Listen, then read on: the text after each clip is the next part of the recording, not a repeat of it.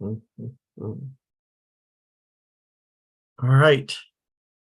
You're not lost. You're in the right place. And we have the map. It's called a script. We're going to read the screenplay of the television show, The Phenomena That Is Lost. All right. And the characters that are willing to go on this journey with us, tired or not, are here. Angel, Kat, Heather, and Vicky. So I'll let them introduce themselves and tell you what they're up to and where you could find them and what they do and all that stuff. So first, Angel. Hi, I'm Angel Peterson, and I am a screenwriter, and I act a lot less frequently than I used to, although maybe more frequently considering I'm on Table Read Tuesday a lot, and doing some filming um, of a very special project. And also one of my short films that I wrote a script to, the first draft just got filmed, so I'll see how that is. I don't know anything Congrats. other than I saw some pictures up and he told me about it, so yeah. That's exciting. Congratulations. Thank you. All right. Next we have Kat. Hi, I'm Kat Wilson from Gig Harbor, Washington. I am currently a stay-at-home mom with a background in theater and education. And tonight we're reading Jack and a few small parts. Wonderful, wonderful, wonderful. And Heather Lee Cameron. Hi, my name is Heather Lee Cameron. I'm an actor / voice actor, writer / freelance journalist, and I'm an independent filmmaker. You can find my work on Facebook under Heather Lee Freelancer or on YouTube under the Storm and Latter-day Saints. Nothing really that I can talk about right now, but you can email me if you want to give me work. All my social media links and my email address are found on my YouTube channel, but my email address is heather.lee.cameron@gmail.com. Awesome. And next we And I'll have be playing a Charlie, Claire, and Son. Sweet. Next we have Vicky Dykes. Hi, I'm Vicky Dykes. I'm from Central Alberta. I'm an actress, and we've started filming my yoga show, and it went really well last Sunday. It's very exciting. It's going to be on a few different platforms. Not ready to go there yet, so no, I don't have any information that way yet. But also my improv group that I'm involved with is back in doing our funny stuff, so I'm going to be joining them Thursday night. And well, I guess that's about it. Tonight I'm reading Shannon, Sawyer, Locke, variety of other, a bunch of flight attendants, let's just put it that way. And now for Jacob Patrick, if he's here. Is he frozen? Oh Mhm. yeah, and I was mute. Oops. Yeah, Do you he's have frozen. co-host abilities, Angelina? Pardon me? Do you have co-host abilities? I don't know if I got nope. Oops. He'll be back. He's Do coming you have back. sharing abilities, Kat is now the Angelina? host, Kat? and he's back. And now we have Jacob Patrick wanting to share things about himself. Yes, as you can see, my connection was lost, but I am back, and I host Table Read Tuesday usually on Tuesdays. So find me at Table Read Tuesday on And Facebook or he's an Imagineer. YouTube. Nope. In this, I'm a pilot that's gonna fly this plane. And Oh, I have one of those from 2004. So funny that so like it's like, it doesn't work like that. it's magical. Oh, you Yeah. know what? I'm old. I need my glasses for the read. Oh my goodness. So yeah, one of the roles is pilot and The a bunch of youngest one other here says that. roles. How dare you? But when you Heather. get to 35 and up, you start to feel it. You start to feel lost after 35. Okay, youngin. We'll all talk right. about this there, and little one. other things during our after discussion. But before we can get there, we have to follow this map. All right, you guys ready? Don't crash us. I can't promise anything. They did do some maintenance right before to double check the navigation system and everything, so we should be good. All right, this thing is minimized, so we're gonna share the screen and of the script. Here we go. There we are. Everyone can see it. Does it look good? Yeah. All right. In that case, Angel, you're taking the first half and we're going to have an intermission. Page 45. Yes, page 45, break around Act 4, scene 89. Twilight moment. Lost. Was that in the parenthetical, the yawn? I don't know. Yeah, that was that. Interesting. It's on my script. I don't know if you can Oh, see okay. difference, but yeah. Written by J.J. Abrams and Damon Lindelof. Directed by J.J. Abrams. 2004. Oolé. Lost. Pilot, Act 1. Over blackness, music, ominous and foreboding. Then, out of the darkness, a single word floating in space, out of focus, toward camera. As it approaches, it comes into focus, but it's sharp only for a brief moment. Lost. As it nears us, it again loses focus, and as we move through the O, our music crescendos, then stops abruptly as we cut to a man's eye, extreme close-up, open wide. The man's skin wet, speckled with soil and flecks of blood. He is breathing closely mic'd, erratic. This man's in shock. The sounds of insects and animals otherworldly, a blink. Then the reverse angle, staring up hundreds of bamboo stalks, sunlight almost impenetrable through the dense forest. Slightly wider on the man's face as he stares upward, disoriented, stunned.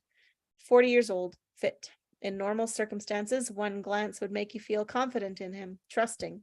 But here, now, he's the one in trauma. His name is Jack. Then a rustling sound. Something coming. It gets louder, and Jack suddenly snaps his head to the side to see something appearing through the thick bamboo foliage. A white Labrador. Collar tags, it stops abruptly, 20 feet from Jack, looking at him. And for the first time, we pull back to a wide shot of the intense, alien-looking bamboo forest. The dog just stares at Jack, who we now see wears a business suit and lies on his back, caught in broken bamboo stalks, and Jack just stares back. It's an odd tableau, a man and dog looking at each other, both entirely out of place. Finally, the lab turns and huffs back into the jungle, disappearing in the claustrophobic bamboo, and Jack would call out, "Wait," if he could even think that clearly, and he turns to sit up, and it's a painful move. He manages to extricate himself from the plants. And while still on his knees, he opens up his suit jacket to check out the source of his pain, something on his left side. But we're so tight on his face that whatever he sees, we don't yet. His reaction to his wound is more disappointed than terrified. He manages to get to his feet, feeling something in his jacket pocket. He reaches in, pulls out a miniature bottle of vodka, and we hold on his face as he looks at it, considering, his heart beginning to pound, his fear growing, as does a sound, a frightening, odd sound, something revving in the distance, something loud, and the horror of what he suddenly understands far outweighs any physical pain. He moves off. Exterior bamboo forest day. Jack moves as fast as he can through the thick bamboo, and as he goes, there's something that almost beckons to him. He hurries through the thick growth, his determined eyes focused on the thing he approaches. And as he gets close to it, we finally see it, a white tennis shoe. Laces untied, caught mid-fall in a bamboo tree. hanging by a branch, 12 feet above the ground. He stops for a moment, looks at it. Again, the loud revving, but it's closer now, and suddenly the most important thing in the world is that he get there and fast. So he's moving now, even faster than before, through a straightway miracle path. He's near sprinting now, breathing quickly, erratically, as he makes his way. Exterior brush day. And now he's running from bamboo into jungle brush. Thick still, but there's some more sunlight than he's almost there. And finally he bursts out of the brush onto exterior beach day. And Jack runs up, finally stopping dead in an extreme close-up. He is bathed in sunlight now, squinting at what he sees, and we're just on his eye, hold on him in shock until he moves forward. And in the same shot, we pan as he moves 180 degrees until we're behind him, looking onto something absolutely horrific. Only 20 yards away, a plane crash on the beach. 777 passenger airline, 250-seater, the middle section of the fuselage plowed into the sand. One wing sticking straight up, towering 7 stories into the sky. Sporadic sparks bursting from the inverted engine, showering down on the absolute mayhem on the sand. Angle. And it is like an effing war zone. Scattered fires and wreckage. Dozens of people running about, some injured, others not. They're helping each other, screaming. Their cries drowned out by the sound and wind caused by the enormous jet engine. No, not one on the wing pointed upward. Not the one on the wing pointed upward, the other one. The one on the inverted wing, now cracked off its brackets and resting at sand level. And the engine still revs, spastically, erratically, spewing coolant and sparks and sucking in sand every time it throttles up, tight on Jack. As he takes this in, overwhelmed, knowing he's part of it, his eyes well up in fear, sorrow, confusion, and he turns to look for help. Angle, but what he sees is nothing. His look spans 360 degrees. There's only spectacular ocean, waves violently crashing as far as a half-mile from shore, a distant coastline, then mountains, jagged, 2,000 feet high peaks, a deep valley of jungle, and then his eyes are back on the horror of the crash. Angle, where dozens of lives are in the balance, and all at once he knows that some, perhaps most, will die if he doesn't take action. And so he does. Exterior crash site day. Chaos, terror, smoke, fumes, fire, people desperately trying to help each other, running, screaming, everything happening at once. Angle. And amid the madness, the jet engine momentarily revs down. Enough to hear a man's scream. Jack turns to the source. A man is caught, stuck underneath 2 rows of airplane seats, 10 feet to the side of a malfunctioning engine. Jack hurries across the insanity toward the man. Flash, passing pieces of conversation as he runs. Son, Get away from the gas. Stay over there. Oh, I need some help, please. Just right here. Angle. Jack races past a 20-year-old girl who we hold on for a moment. She just stands there, screaming like a mother effer. We'll meet her later. Angle. Jack gets to the man stuck under the seat. He's too close to the terrifying, loud engine, which is still too hot, so hot that the heat ripples can be seen behind Jack, who sweats now as he tries to lift the row of seats off the man. With a deafening volume of the jet drowning out any dialogue, we see Jack yelling for 2 men close by. One of them is Locke, 58. Someone else we'll get to know in a bit. They run over and help, and the 3 strain hard as they lift the chair sections off. Jack then moves to the man whose leg bleeds severely. Jack rips off his tie, immediately goes to business the way only a man with medical training could. He begins making a tourniquet, tying the injured man's leg off. Angle. As he ties the leg, Jack looks up to see a whole mess of simultaneous emergencies, including a 60-year-old woman in a peach blouse who lies unconscious with a 30-year-old man desperately trying to revive her. Whip pan. across the beach of debris to a pregnant woman on her knees, struggling to stand, but with no one to help. Angle. Jack then yells to the two men he's with to take the tourniquet man to safety, and Jack runs over the wing, behind the monstrous revving engine, over the Australian pregnant woman, Claire. He helps her up, helps her walk, but she stumbles again, strains. Having contractions. Jack helps her lie down. Well, that's not ideal. How many months pregnant are you? Almost 8 months. Angle, and he glances up, checking on the unconscious 60-year-old woman in the peach blouse, the 30-year-old man still trying to revive her. Though his eyes are there, he asks Claire. How far apart are they? I don't know. A few of them just happened. And we cut back to the two men carrying tourniquet man away from the loud engine, and they're at a safe distance. That's when another man, his back to us, someone we haven't seen, runs past us just in front of the massive engine. Just as it revs full blast, ooh, and the man gets sucked into the engine. And just as he hits the blade, we cut to Jack with Claire as the engine explodes in the distance behind them. Camera rocked. Claire screams. Jack covers Claire with his body as debris falls, littering the site with pieces of fiery debris. Angle. At least the horrible engine noise is gone now. And with Jack's horrified face close to Claire's, he forces himself to appear calm, to his focus on her. Listen to me. Listen to me. You're going to be okay. Do you understand? But you need to lie absolutely still. There. God, that's a big one. Okay. Okay. You. The random person who turns is a man, a large guy, more or less frozen in terror. This is Hurley. Come here. The plane crashed. Yes, I know. Get over here. And Hurley does. In this moment, he might just follow anyone anywhere. Jack rips off his watch, gives it to him.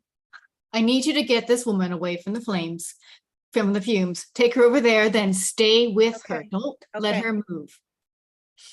If her contractions occur closer than 3 minutes apart, call out for me. You gotta be kidding me. I'll be back soon. Thank you. Jack's already up. Hurley's calling out, "Hey, what's your name?" And here it is, the first time we've heard it. Jack. And Hurley turns back to Claire, who says, crying. I'm sorry. Hurley quickly begins helping Claire up, and though terrified, he tries to comfort her. "Don't be sorry. This wasn't your fault." With Jack now, as he runs to the unconscious 60-year-old peach blouse woman, Rose, immediately taking over for the 30-year-old whose name is Boone. Stop. Her head's not tilted far back enough. You're blowing air into her stomach. Are you sure? I'm a lifeguard. I'm licensed. You seriously need to think about getting back that license.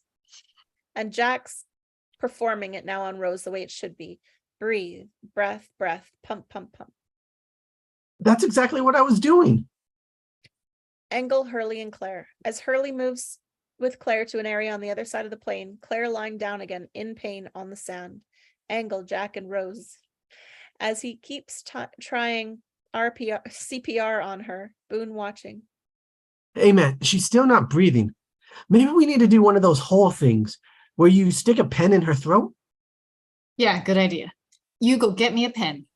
And Boone hurries off. Jack, just relieved to be rid of him, goes back to Rose, trying to bring her back, when suddenly, a loud metallic whine which makes Jack turn around to look. Dear God, it's the effing wing. The 75-foot wing pointing toward God. It's actually bending at the fuselage where it's cracked. It's stopped for a moment, but it's clear. This thing is moments away from crashing down upon the sand. Whip pan down to the sand where Hurley and Claire rest on the sand, oblivious. And in the direct path of the enormous metallic wing, full of fuel, horrified. Jack works on the woman faster now. Come on. And the wing bends again, about to go. A shot from above the wing, fuel spraying from it. Jack keeps pumping. Suddenly Rose gasps for breath, horrified, disoriented, but alive. Angle. Seeing this, Jack's already running now as the wing bends again, cracks more, and as Jack runs, he yells out, Move! Move! Hurley turns and sees Jack approach. Hurley's confused. You said don't move. Go get her up, move now. Hurley turns, sees the wing. Rear. Hurley screams as the wing starts to go. The long lens shot as Jack arrives, grabs them, pulls them to their feet, and rushes them away as the wing falls right behind them like a tipping redwood tree. And the wing smashes to the ground, landing on pieces of fiery engine debris, and kaboom! The wing explodes, an enormous blast. Pieces of fiery metal rain everywhere. Jack instinctively protecting Claire, scared but determined. You okay? She nods fast. Stay with her. Dude, I'm not going anywhere. Jack gets up and moves off. Exterior crash site day. Now we're long lens as Jack walks through the wreckage scene amid smoldering piles of debris, and people helping each other. Things seem to finally be calming down. Jack scans the area, looking to make sure there's nothing who needs an urgent response. He finds one man, 45, in a suit, who lies on the ground unconscious. He's bleeding badly from the head. Jack pulls open the man's jacket to reveal a piece of metal shrapnel stuck into his stomach. Seeing this, Jack's eyes go flush with concern. He checks shrapnel man's pulse, pulls open his eyelids. Jack delicately removes the man's jacket and drapes it over him, forming a makeshift blanket. Jack turns to the ripped open end of the fuselage where first class and the cockpit would normally be. Interior fuselage day. Inside the fuselage, looking out, the tumultuous ocean framed by this giant shattered aluminum tube. It's a disorienting shot, since the plane is banked on its side. At this angle, seats are on a sidewall. Wreckage-strewn floor, actually a long row of windows. And Jack appears, looking into the fuselage, and we push in on him. What Jack sees, despite his ER training, sickens him when Boone arrives, urgent, holding a handful of pens. I didn't know which one would work best. For a long beat, Jack's eyes don't leave the fuselage. Finally, he looks at Boone and the pens, and tears well into Jack's eyes, a whole experience finally catching up to him. Jack takes all of the pens, saying softly, emotionally, kindly, Muted. "You're muted." They're all good. Thanks. And Jack walks off, past Boone, who turns, watching Jack go. Exterior beach day. A 50-yard distance from the wreckage, a fellow survivor stands there, staring almost angrily at the wrecked plane. He's 35, handsome, and a cocky, self-centered vibe. And he's smoking. Meet Sawyer. A few. You sure Others you would want me to be shove my covered foot about up your ass? Where? What? You, excuse me. You sure you should be smoking? Okay. So yeah, that was Okay. Charlie. Okay, excellent. Just thought I'd raise it. Charlie walks off a beat later, then returns. Mind if I bum one then? Thanks. Charlie takes a cig from Tough Sawyer, then walks off. Exterior crash site day. Music, synthesizer, drone. A surreal post-disaster moment. Long lens shot as Jack, for the first time appearing vulnerable, perhaps even weak, nears the jet's open cargo door. He rummages through the stranger's suitcase. Other bags. He's already searched beside it. As he zips open someone's toiletry bag. Exterior beachwood day. A cluster of trees off the beach. The shattered jet barely visible in the distance. Jack walks in there, getting away from the others. Tight shot as he sets down on a large rock. A travel sewing kit, a lighter, a t-shirt. And in some pain, Jack pulls off his jacket, revealing an enormous blood stain and rip in the side of his shirt. He carefully removes his shirt, looking down at the large slash, a deep 6-inch cut, starting on his left side and running to his back. Jeez, he did all that with his crash wound. He twists, trying to figure out how to best sew himself up. He angles around, can't find a good way to approach this, and we watch him for a long beat, feeling for Jack as he tries to solve this painful puzzle. Frustrated but needing help, Jack looks around. We pop to a tight shot as he sees something off camera, something that makes him stop. And we see his point of view, walking slowly, seemingly, aimlessly through the brush, is a woman. She's 30 feet away, her back to us. Jack watches her for a moment, then he calls out, Excuse me. and this woman turns, her face pale, ghostly, racked in stress, eyes wet. This is Kate. Pretty, 26 years old, smart, trustworthy, and in all the important ways, entirely untested. Do you ever use a needle? And Kate just stares at him for a moment, disoriented. What? Have you ever patched up a pair of jeans? I made the drapes in my apartment. That's fantastic. Do you have a second? I need a little help. Kate takes a post-traumatic stress disorder beat, then moves forward through the trees. She arrives at Jack. Help with what? And Jack turns, showing her the wound, This. and her eyes just close. I can't do it myself. I'm a doctor, but I just can't reach it. You want me to sew that up? It's just like drapes, same No. thing. I used a sewing machine in the drapes. You can do this. I'm telling you, if you wouldn't mind. A beat. Finally, Kate snaps into agreement. She'll do it. Thank you. And Jack pulls from his pocket the mini bottle of vodka, holds it out to her as if offering a drink. Odd. Then, It's for your hands. understanding now, she takes the vodka, cleans her hands with it. Save some for me. The wound. She nods, gives back the half-empty bottle as he gives her the needle and thread. You're gonna have to sterilize the needle. She takes the stuff using the lighter and heat the needle. Jack sits on the rock, sucks in a sharp intake of breath as he pours the remaining vodka over his wound. It frickin' stings. Kate's finished with the needle, considers the 6 colors of thread in the traveling sewing kit. Any color preferences? Jack looks at her. There it was, the first flash of her personality. Standard black. Kate nods, trying to stay cool, pulling out a length of black thread and threads the needle. Kate then kneels beside him. After a beat, she starts to sew his skin. Then, so I might throw up on you. You're doing fine. He watches her, this pretty young woman he doesn't know, stitching him back together again, trying to keep her composure. Close on her hands, no jewelry, no watch. You live in New York. She just wants to lose it, but she doesn't. I used to. I've been to New Zealand about a year. How come? I just had to get away. And suddenly Kate is crying. It just caught up to her. That's all. She weeps, resting her head on the back of her hand. Jack suddenly feels guilty, watching this kind stranger weep. So he speaks quietly, sweetly.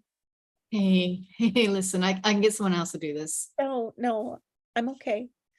And Kate gathers her strength, shows a small sign that she's not someone to give up. She sniffles, gathers herself. She knows she must. She continues sewing. You don't seem afraid at all. I don't understand that.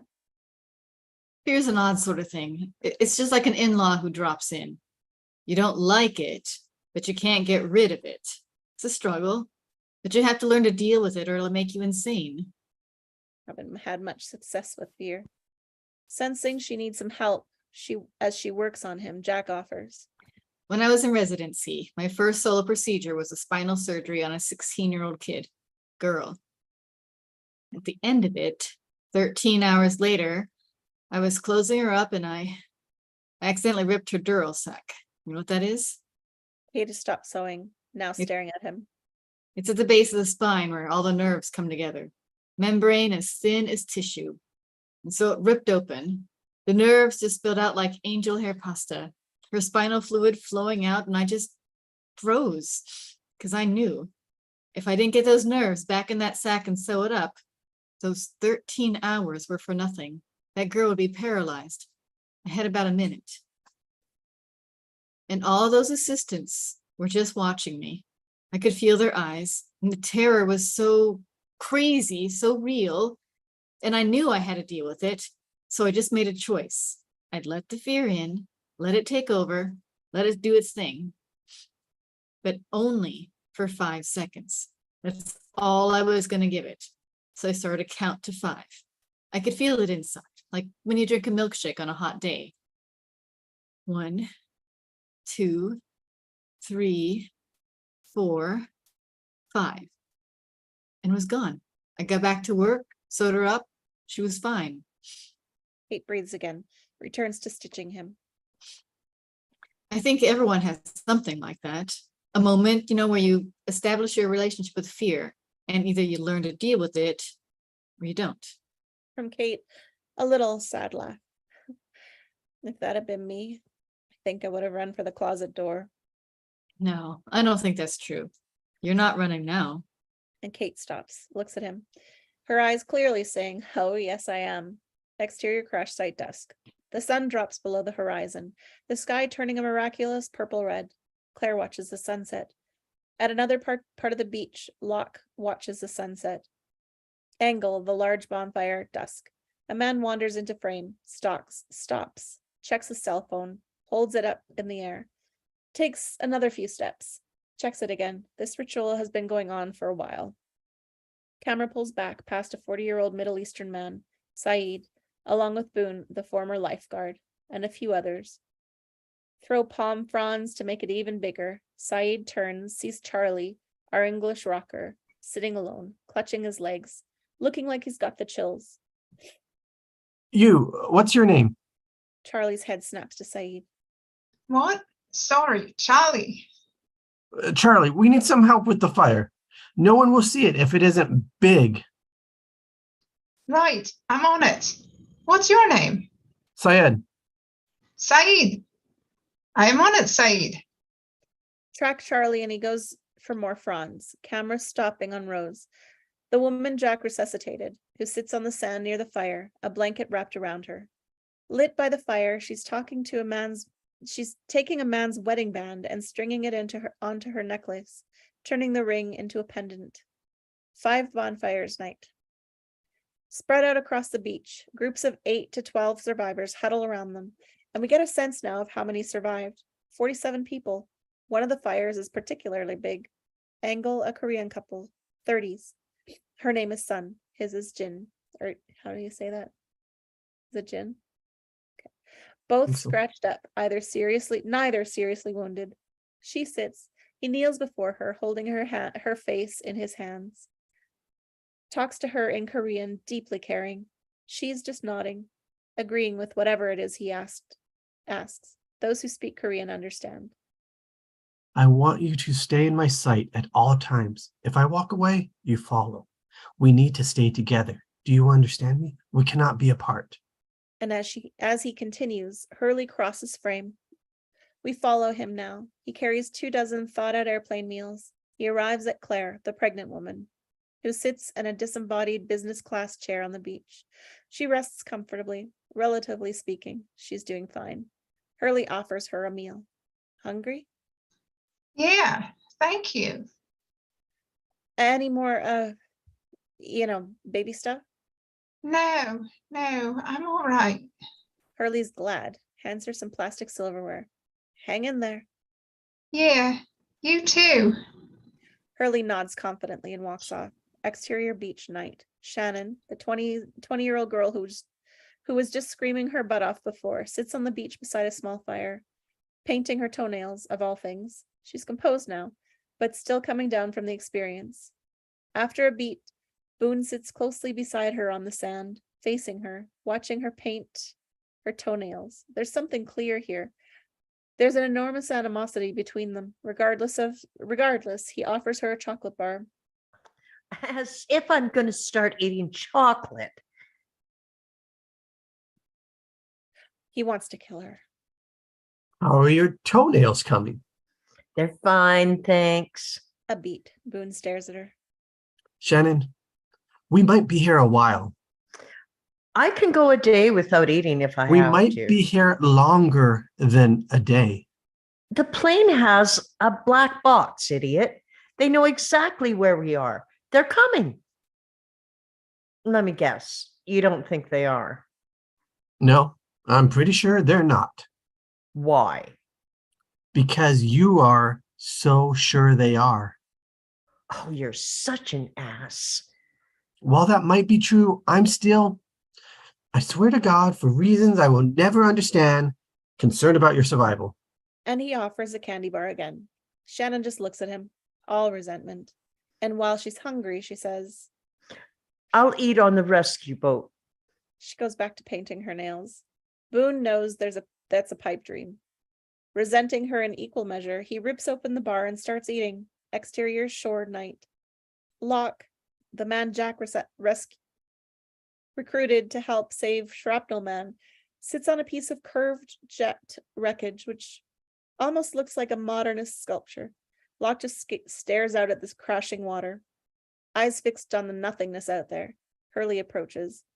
We got chicken or lasagna? A long beat. Locke doesn't move. Finally, they're not cooked, but they can't be worse cold than they were heated. Locke doesn't look away from the night sea. A beat. Hello? But Locke still doesn't respond. Okay, you too. And Hurley just walks off. Exterior beach night. Rip. Jack rips open Shrapnel Man's shirt, the metal piece still embedded in his breathing but unconscious man's belly. It is dirty, bloody mess. Jack kneels over him, checking the wound. Kate sits close, watching intently. Bonfires in the background. Why aren't you removing that? Because it could be holding his stomach together. Pulling this out could cause more damage than leaving it until help comes. His head wound's bad too. Is he gonna live? I could tell you a lot more if there was a CAT scan around. Kate can't take her eyes off the man. Jack turns to her and sees this, realizes there's a connection between them. Do you know him? He was sitting next to me. And Jack feels for her. Wishes he could fix all of this, but he can't. Exterior beach night. Now we favor a 9-year-old boy, Walt, who lies here on his side, covered in layers of clothing to keep him warm. His eyes are open, staring off. His father, Michael, 32, lies beside him. Hey, Walt.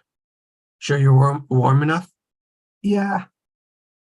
Michael wants to make it better for his son somehow, but he can't think of one thing to do or say. Finally. Love you. And we just hold, Walt not saying a thing. Exterior night sky night. Imagine the most spectacular view of the stars visible from Earth.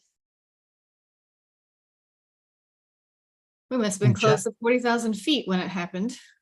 Then the crude model of a plane appears, maybe 8 inches long, cut out of a banana leaf and held by Jack's hand. We hit a pocket of dead air. Now we see that we are exterior beach night. Bonfires and other survivors in the distance. Jack and Kate are together here, using pieces of wreckage as a table. Jack holds the model plane, reenacting the plane pre-crash moments, trying to make sense of it all. Kate's hands are clasped at her mouth as she watches closely, intensely. We dropped, must have been 200 feet. Turbulence that followed, by far the worst I've ever been through. But turbulence doesn't bring down planes. Electrical power came in and out. Sounds like the hydraulics went out. It's pretty clear what was happening. How long would you say that lasted? 5 minutes? Yeah, that's what I was thinking. There was too much stress on the structure of the plane, and that's when the tail broke away. And Jack snaps off the tail. And now, slowly, turns the fuselage, rolling it. And you can imagine how terrifying this actually was. As he does this, Kate watches the model, tears in her eyes. We were out of control. We were actually went up for a while and then dropping, flipping. What row were you in? 27? 23. I blacked out. And God, this is the worst memory of all time. Still, Kate fights for her composure as she says, I didn't. I saw the whole thing. We were falling. I knew the tail was gone. I couldn't make myself look back. And then the front section came apart. Jack rips off the nose section, slowly cartwheeling the Leaf model. Did it hit something? Might have. We crashed maybe 5 seconds later. And Jack lets his model come down in a position resembling what we saw at the opening. The angle is low now, macro. It looks like the opening in a model form. Jack considers this, sort of studies the image, trying to figure it out. The front end of the fuselage isn't on the beach, neither is the tail. I woke up about 500 yards away from the beach. Must have fallen out while the fuselage was cartwheeling. We need to figure out which way we came in, Why? because there's a chance if we could find the cockpit, if it's still intact, there could be a transceiver. That would let us send a signal, help a rescue party find us.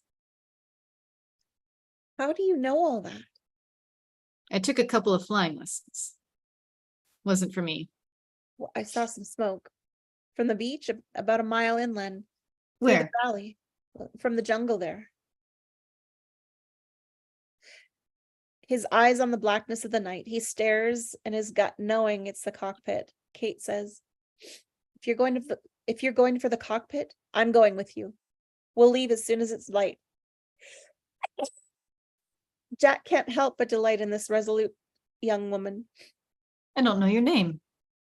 And Kate. Jack. So what were you doing in New Zealand? Now that the topic of conversation has shifted, Kate stiffens momentarily. Then everything feels like. I was mixing paint for a while at a hardware store. I worked for a veterinarian in Lumsden. Lumsden. So what's up with the tattoos, Jack? You one of those really hardcore spinal surgeons or what? Now it's Jack's turn to stiffen. But before he can answer, more. Jack and Kate turn, listening to a sound, effing indescribable, unlike anything we've ever heard before, terrifyingly primitive, profoundly disturbing. Other survivors turn in the distance, looking scared as Kate enters frame in foreground, in extreme close-up. What was that? And Jack walks up behind her, looking out with no answer. Angle, Locke, pushing in on him. He turns back toward the jungle, seated as he has been for hours, staring out at the sea. Locke doesn't seem scared as much as accepting of whatever challenge this is. This guy's somehow accepted his mortality in a way that can only inevitably be frightening. Angle, Walt, and Michael. The boys sitting up, eagerly reacting to the sound, somehow hopeful. Michael seen behind him, concerned, both looking toward the distant jungle. Can't hear you, it's muted. I think that's Vincent. That's not Vincent. Angle, Claire. Midway through the meal, Claire is turned, eyes on the distant jungle valley. Did anyone hear that sound? Dolly to find Hurley, getting to his feet and moving forward. I think, unfortunately, all of us did. Suddenly the sound again, and worse. Hurley turns toward the source of the sound. Angle trees, distant 50-foot trees, tall trees sway, hundreds of yards away, pan to Jack and Kate, who step forward, moving close to the scary sound. Angle, Shannon, and Boone sitting but already alert. Okay, this isn't funny. Boone gets up and moves to get closer to maybe see something. Shannon is on her feet, angry. Boone, wait. Angle, Saeed, and Charlie, and the others at the bonfire start to move toward the noise. Angle, the group, and all of the characters we've met so far gather on the beach. In a sort of tiered way, Jack and Kate near the front. There's a long silence, all of them watching, afraid. Then, suddenly, gasps as all their heads simultaneously turn to another part of the jungle, where a series of distant trees sway as if something scary big is moving. A few acres in seconds. This huge thing, whatever the hell it is, seems to be disappearing into the jungle. And we hold on our terrified main characters for a long beat until finally. Terrific. End of Act 1. Act 2, fade in. Thousands of feet above pure turquoise ocean, stretching for miles and miles and miles, moving over an endless expanse of blue, and we begin to pull back to reveal interior plane flying day. This was Jack's POV, and he still stares out the window, contemplating something pretty heavy. Then, How's the drink? Jack turns, looking up at a pretty Australian flight attendant. It's good. That wasn't a very strong reaction. It's not a very strong drink. So she slips in a couple mini bottles of vodka from her cart to Jack. Shh. This course breaks some critical FFA regulations. I saw you when you got on, giving your first class ticket to that older lady. Oh, I wasn't being sweet. She guilted me into it. She's like 600 years old and says she's never flown before. Come on.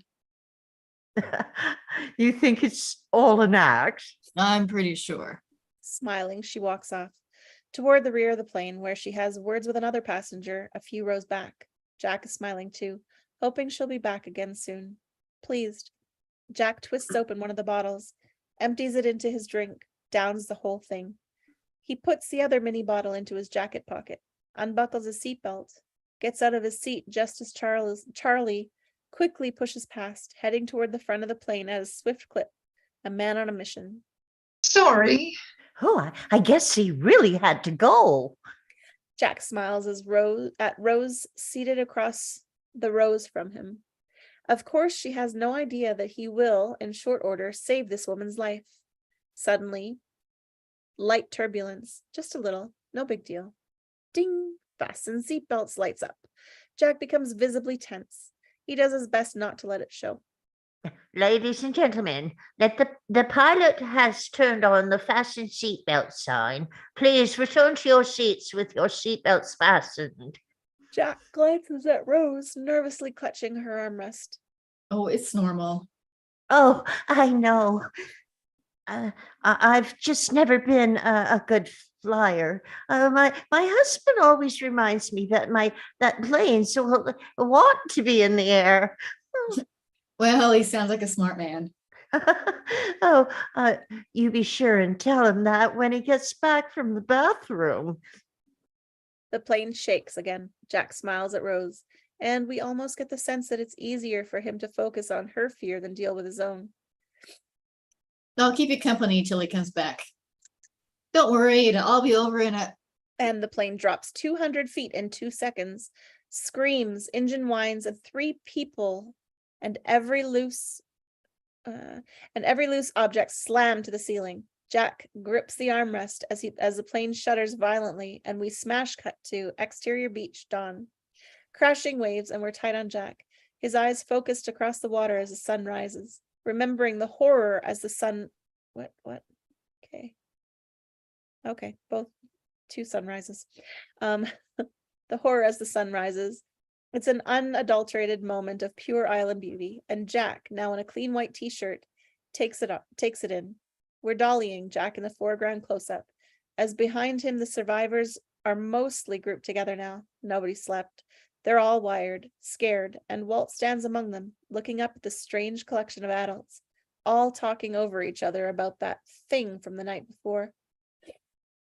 It wasn't natural, whatever it was. Oh, the sound it made. I keep thinking, oh, there was something familiar about it. Really? Where are you from? The Bronx? It could have been something like monkeys. Yeah, I'm sure it was monkeys. It's Monkey Island. Technically, we don't even know if we're on an island. We're on an island. This is all just buzz to Jack. The same conversation has been going all night. He's still in his own headspace as Kate arrives, close, almost conspiratorial. You ready? Jack turns to see Kate. She's tired, scared, but determined. Kate, you showed me where the smoke was. I can get there myself. I'm coming with you. I want you to stay here. No, We don't know what the train's going to be like. You're safer if you just... I can't prove to you that I'm up for it. All I can say is my gym had a rock climbing wall. And yeah, I realize how pathetic that sounds. I'm going with you. Jack won't argue. Truth is, he wants the company. Then You're going to need better shoes. angle Kate. Near the crash, she's doing the bleak work of pulling boots off a dead body. She puts them on. They fit. A severe but necessary move. And she looks up, far across the beach. Locke is watching her, a somewhat intense gaze. And Kate thinks for a moment, did Locke know the woman whose shoes I'm now wearing? And in the middle of that question, Locke smiles and reveals an orange peeling covering his teeth. Somehow, this moment just gives Kate the chills, and Locke turns away from her, continuing to peel the orange that he's eating. Angle 15 survivors, sitting together, Among them are Boone and Shannon, Saeed, Charlie, Michael, and Walt. Anyone have any sunscreen? Oh, yeah, I do. So I was just looking inside the fuselage. It's pretty grim in there. You think we should be doing anything about the BODYS? No one gets his spelling. What are you spelling, man? Bodies? BODIES. Oh, they'll deal with them when they get here. SPF 2? Do they even make this? Fine. She grabs it back as Jack arrives. I'm gonna go look for the cockpit. See if we can find a transceiver to send out a distress signal. Help out the rescue team. You're gonna need to keep an eye on the wounded. If that guy in the suit wakes up, try to keep him calm. Don't let him remove that piece of shrapnel. You understand? What about the guy with the leg? Your tourniquet? Stop the bleeding. I took it off last night. He'll be all right. Oh, yeah. Okay, cool. Good job. Hey, I'm coming with. I want to help. I don't need any more help. No, I want to go. I'm not too keen on keeping still. And Sawyer enters the group. No. Yeah, this is genius. Going into the jungle after that sound last night, the thing that moved those trees.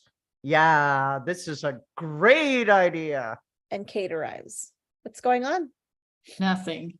When they show up to rescue us while you're gone, we're not waiting around.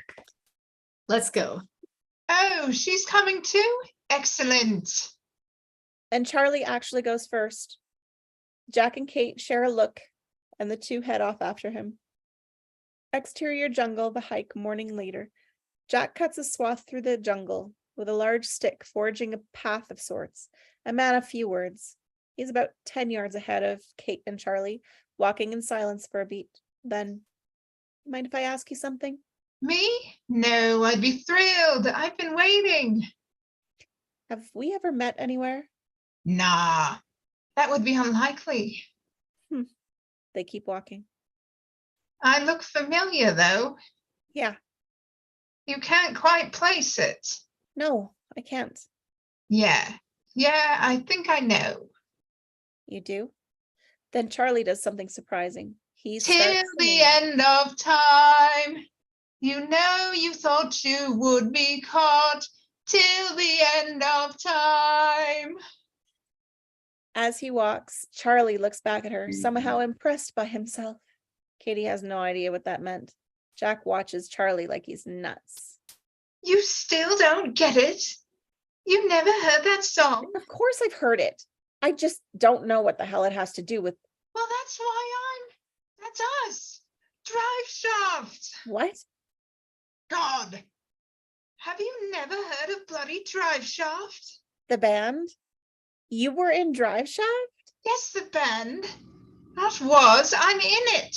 Right now, we're still together. I'm the bassist. Are you kidding me? Kidding. No, I'm fantastic. With a bass. Oh, my friend Beth would That's the freak number. out. I'll call her. He loved you. You know Drive Shaft? And Jack shakes his head, a grateful no. They were good. You don't have to keep using the past tense, you know? We're still together. In fact, I'm supposed to be in the middle of a comeback. And they So, continue into the jungle. And now we're on a wide shot of the three of them and their truck. And we begin to boom down and realize it's actually a POV, reverse angle, through the overgrown brush. Something's watching them. It's the white lab from the opening. Exterior jungle day. Tighter as they enter another area of the jungle. And suddenly the sky darkens. Day to gray in seconds. Charlie looks up at the sky. Wind picks up. Electricity crackles in the air. The three stop. is this normal? Suddenly it's pouring. Sheets of rain. Frickin' torrential. Jack, Kate, Charlie all soaked instantly. And they pick up their pace, hurrying off as we cut to exterior base camp crash site rainstorm day. The rain pouring down. Various shots of survivors scrambling. The Korean couple, Sun and Jin, huddle with a half a dozen other survivors under a piece of fuselage debris. When another survivor runs over, Yin yells at them in Korean over the din of the rain, pointing. There's no more room here. Over there. There's room over there. And that survivor is turned away, running past Michael, who covers his son Walt with a too large raincoat. Shannon and Boone head toward the wrecked plane, stopped by Hurley, who yells at them over the noise. I'm telling you, you don't want to go in there. Too many bodies. So Shannon and Boone head for the shelter of some nearby trees. And Oddlock, who sits near the shore, eyes closed, head back, letting the rain fall onto his face, washing clean all that has come before. And there's Saeed, being smart. He sets up a tarp he found in cargo, using aluminum sticks and wreckage as supports. And as soon as it's up, Sawyer enters. I need to put up the other side. Oh, yeah, I'm all right in here, Osama. Tight on Saeed as he turns to Sawyer, fury in his eyes. What did you call me? Exterior jungle, valley of trees, rainstorm day. And distant trees sway again, as if the thing is heading into the deep valley, moving, and we pan fast. We're under debris shelter. Tight on Claire's face as she says, Look, oh God, look out there. and we continue to pan to Rose. The rainy beach and ocean in the background, and we push in on Rose, who says, That's the way the doctor went. and the sound of rain builds, and we cut to black. End of Act 2. Act 3. Fade in, exterior jungle, rainstorm day. As the rain pounds, we find Jack, Kate, and Charlie continuing their hike. They finally stop, their eyes falling on something. We pan to see it. It's the cockpit. Actually, the entire front section of the plane smashed badly, upended, resting against a giant tree. And the characters take it in for a moment. A horrible sight. And as they exchange a look, ready for anything, exterior jungle, rainstorm day. Boom down over the massive piece of fuselage as Jack, Kate, and Charlie arrive, looking up at the terrifying debris. Our trio moves around the wreckage, twisted metal offering no obvious way in. Kate spots something. Over here! Jack and Charlie come to Kate, who indicates a jagged opening at ground level. Enterable, but tight. Kate gets on her stomach and crawls into interior front section of the plane, rainstorm day. Kate stands up to find herself inside the front section of the plane, everything eerily canted. All of the first class and front lavatories between her and the cockpit. Overhead bins hanging open, the aisles themselves on an angle. Rain leaking in. Half a dozen bodies still in their chairs. Jack emerges from the opening, sees Kate, is uneasy. Let's find your trans gizmo and get out of here, yeah? Jack starts to move up the aisle, fighting gravity. Has to grab onto seat so he doesn't fall. Kate follows him, the sound of the rain still pounding on the shattered hull. Goes without being said. This is all pretty frickin' scary. Charlie then crawls through, stands, looks up toward the cockpit, takes it all in. God, this is horrible. He starts climbing behind them. Interior front section of the plane, cockpit door, rainstorm continuous. Jack reaches the cockpit door, battered by the crash, slightly ajar, but still locked. Jack reaches in, tugs on the door, but it won't open. Jack grabs the charred fire extinguisher. Get back. And Jack slams the extinguisher down on the doorknob. Dents, but nothing. Slams it down again. The lock breaks a little, but it takes some more slams. Come on, come on, come on. Bang, the knob breaks off, and Jack drops the extinguisher, rips open the door, and the co-pilot's body falls out. Kate screams. Jack shouts, and the body lands right near Charlie just as he climbed into the front section, and he screams. Oh, dang, good. Jack looks at Kate. You okay? Yeah, you? I'm all right. FYI, I'm a good. And Jack pulls himself up and into interior front section of the plane, cockpit, rainstorm continuous. Rain pours through one of the shattered windows, through tree branches and leaves, obscures any view. The other windows are intact, but thick with humidity. Branches and leaves also obscure any view to the outside. The instrument panel broken, some pieces hanging, wires exposed. and the pilot's body is here, slumped in his seat. Jack turns back to Kate, who is about to climb up, but she sees the pilot's body. You don't have to come up here. No, I'm good. So Jack pulls up Kate and he starts searching compartments. So what does a transceiver look like? Transceiver. Like a complicated walkie-talkie. Kate starts looking for it too. In order to check the pilot's compartments, she has to pull him back off the controls. So she does, back into his seat, and suddenly the pilot jolts awake. Kate gasps, and Jack, shocked, moves to him. The pilot coughs, disoriented and hurt. Jack unbuckles his straps, checks his vitals. Hey, can you hear me? I need the water. Kate quickly goes through the backpack as Jack undoes the pilot's tie, loosens his collar. Kate hands the water to Jack, who gives it to the pilot. He drinks a little, coughs some up. A dried cut on the man's forehead, his eyes closed. Although a pro, the pilot is on the verge of tears. How many survived? At least 48, including you. Anything feel broken? The pilot slowly, painfully begins to move, but Head hurts. Dizzy. Probably a concussion. How long has it been? 16 hours. 16. Has anyone come? Not yet. Jack and Kate watch as the pilot closes his eyes, almost in pain at the thought. Finally, his voice weak. 6 hours in, our radio went out. Then redundant system. Then the transponder wasn't functioning. No one could see us. So we turned back to land in Fiji. When we hit the turbulence, we were just over 1,000 miles off course. They'll be looking in the wrong place. Kate looks to Jack. This is even worse news than he anticipated. We have a transceiver. Good. That's what we were hoping. The pilot tries to stand. It's hard. He's so bruised. You shouldn't try to.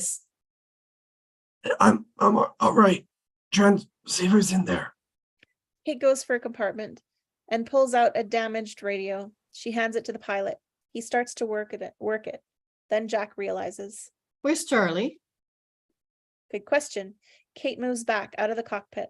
The pilot keeps trying the radio, but It's not working. interior front section of the plane, rainstorm continuous. Kate peeks in, but Charlie's nowhere to be seen. Played is an eerie moment. But then she sees the door to one of the front labs is ajar. Hears something inside. Kate climbs back, peers into the inverted bathroom where Charlie is leaning over a toilet bowl. Hey, what do you... Charlie jumps, nervous, turns to her. We hold on Charlie. He doesn't have a fast answer. What? Nothing. But then, oh crap, that sound again, except this time it's close. Interior cockpit day. Jack turns, the pilot freezes. What the hell was that? Kate quickly climbing back in. It's right outside. What's right? Shh. Whatever it is, it's right there. Stepping now, outside the cockpit. They're motionless as there's another step, and the wires in the cockpit shake with the apparent foot impact, and a dark shape crosses the window. Jack slowly climbs up on one of the pilot seats, and he uses his hand, wipes away some of the humidity on the window in order to look outside, but there's no way to see a thing out there. So the pilot gets up, moves toward the broken window covered with leaves and branches. I wouldn't do that. Good to know. And the pilot puts the transceiver down on his seat as he pushes away the leaves and branches and peeks his head out the shattered window. Jack and Kate watch, terrified for a moment, then quietly. Oh, do you... Suddenly the pilot's body gets yanked up, but his legs hit the dash, so whatever's got him can't pull him out, and Kate screams, and the pilot, his upper body outside the cockpit, drops the transceiver onto the floor, and he screams bloody frickin' murder as Jack moves to hold Kate back. Charlie scrambles up, yelling. What the hell's happening? Now Charlie's screaming as the pilot's body gets yanked up again, and bam, his legs hit the dash again. The pilot's screams are horrible. Kate screams again as the pilot suddenly gets yanked out of the cockpit, and suddenly the thing outside slams into the side of the cockpit. Continued.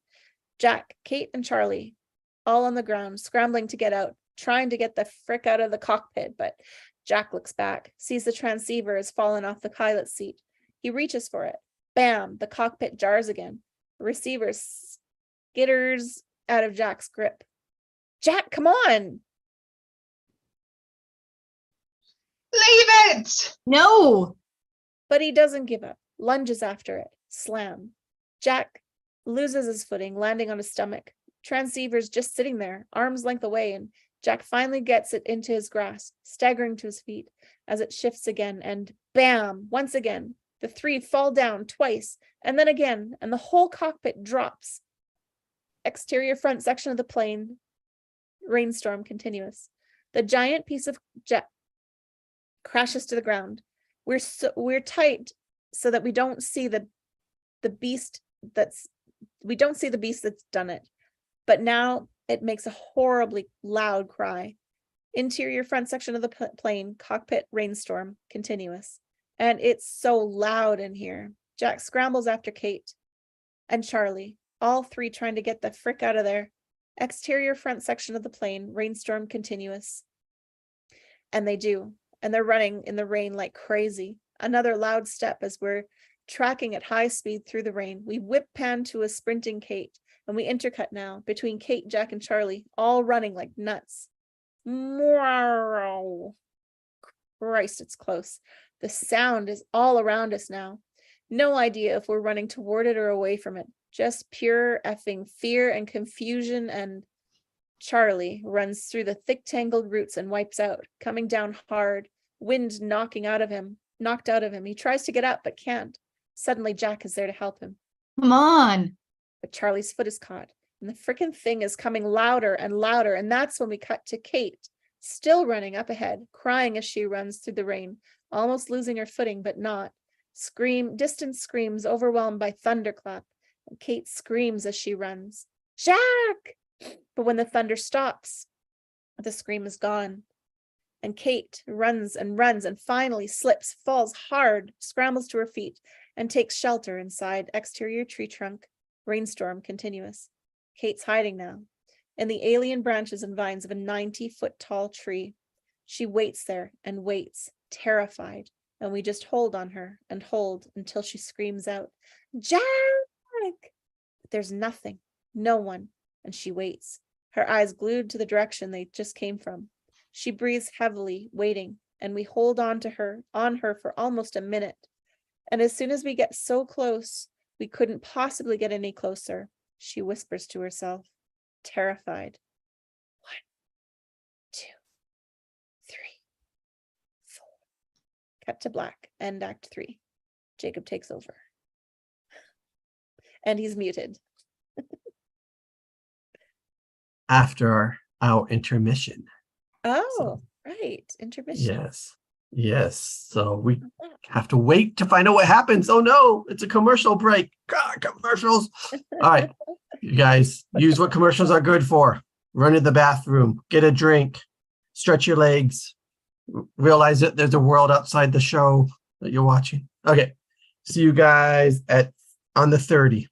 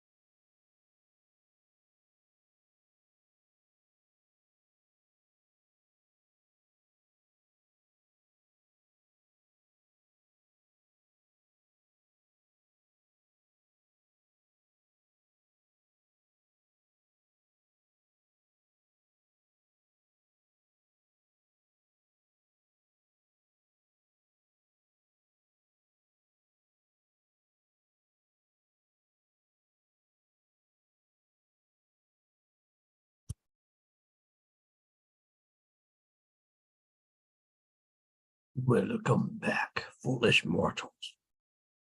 Oh, wrong one.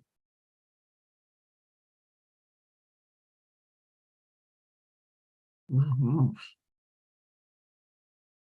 We're going into Act 4. As a TV show, how many acts did you guys think was going to be here? 5 or 6. I figured Wow. 5. That's the normal amount of acts, 5 or 6 for an hour long. Was this an hour-long pilot? Or It was is. a pilot? It's a 2-part pilot, right? I have no idea. I don't remember it. I forget. Well, we'll see if something happens in this one, but I believe I remember watching in the second episode or the second time it came out. So, Do you realize how many TV shows I've watched? nope. But I doubt What year did this come out? half as many as What me. I beat you year did this all. come out? I beat you all. I've watched more. It came out in 2005, I believe. Um,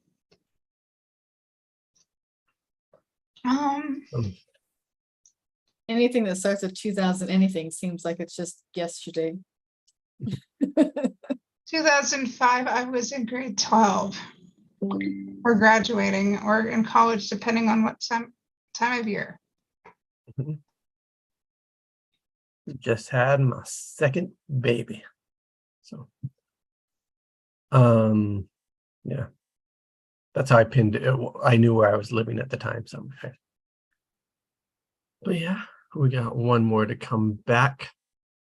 But yeah, so Vicky, you think you still watch more than me? Because sometimes right now I go through an entire series a day. Like, I'm serious. This last like since this past weekend, I think I've gone through like 3 different seasons of 3 different first seasons. Jacob, I've- are you like I've done like that. Amanda in The Holiday and you have those huge walls of DVDs collections? No, I mean I have a lot of DVDs, but you know, with streaming stuff, as we see they're all going away, they sometimes drop things, switch things. Who knows if they're coming back? I should have got more, but no, I stopped getting some. And again, I looked up and I'm shocked at the low quality, like resolution that DVDs are, because I always thought they were amazing. But if you look it up, the resolution is not that good. So more, I should have got Blu-ray or something better. But Well, but yeah, I mean, the streaming, some of the streaming I'm not impressed with because they put north of 60 on Prime recently, but I think the episodes are out of order because I tried watching it and I can't find the pilot. So I'm mad. interesting. That's strange. And it's one of my favorite Alberta shows because I used to watch it a lot in junior high and high school on CBC. I heard good things about it. Oh, it's so Never. good. I can't tell time. I don't know how to tell time anymore. The only reason why I think I've watched more shows than anyone is because I started in 1960. Yeah. That might do it. See, but there were less back then. You had to wait like an entire week for another episode. Fewer channels, fewer ones on. Probably did more outside. Had a life. But yeah, I remember when we moved from Saskatchewan to Alberta, we were leaving in the evening for some reason, and we couldn't leave until we watched the last episode of The Fugitive, the TV series. mhm. We had to see it. The TV was the last thing to get put in the truck. That's awesome. But See how much this means to people, you guys, actors, writers. yeah. It's memories, parts of our lives. All right. Cool. That's awesome. You probably have.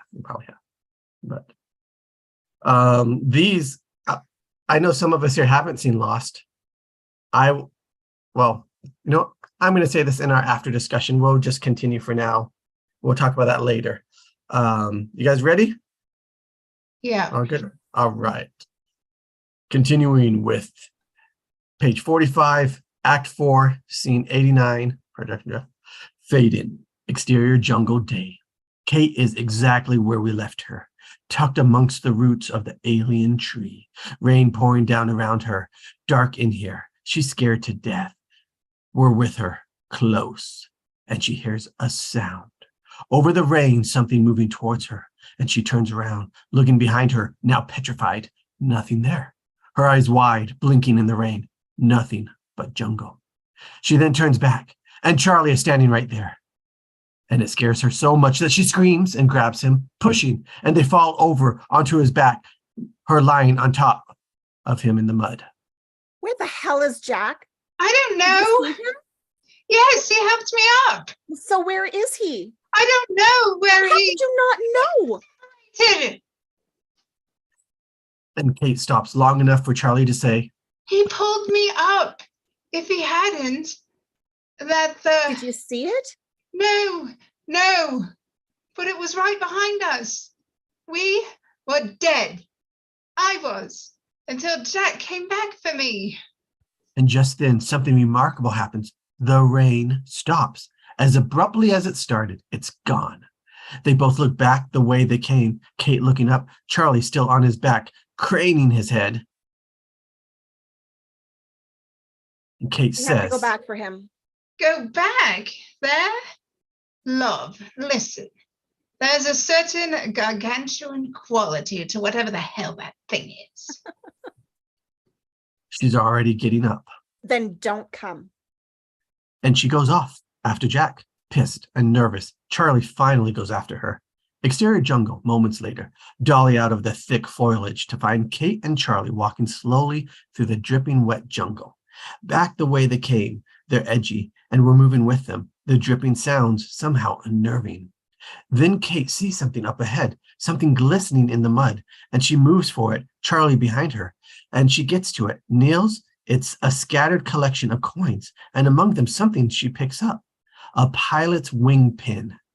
And Kate stares at the pin, horrified, because she senses what's coming next. She slowly looks up and sees something horrific. Charlie looks up too, his mouth open in shock. What the hell's that? Then a welcome voice. It's the pilot. And they turn around, grateful to see Jack approaching from the jungle. Kate moves to him, scared. See it? No, it was right behind me. I dove into the bushes. Charlie's eyes have gone back to the tree. Excuse me, people, but how the hell does something like that happen?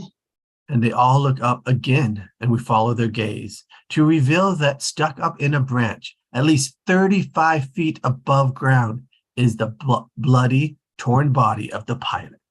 Dead now, for sure. Exterior beach day. Shannon, wearing a bikini now, lying near the surf. Of all things, she's sunbathing. And the glorious sun is doing its job. And it's a dang copper tone commercial. Except as the camera slowly dollies, the huge plane wreck is revealed in the distance. And we can see in the background, the survivors are going through the luggage, doing work to get a fire burning again, laying clothes out to dry. And after a beat, Boone walks over, looking down at his vacationing sister. Hey, we're going through the clothes, sorting them. I see you found your bag. You want to give us a hand? Not really. Boone just stares at her, absolutely despising her. But all he does is turn and walk off. Hold on Shannon for a beat until we hear. Is that your boyfriend?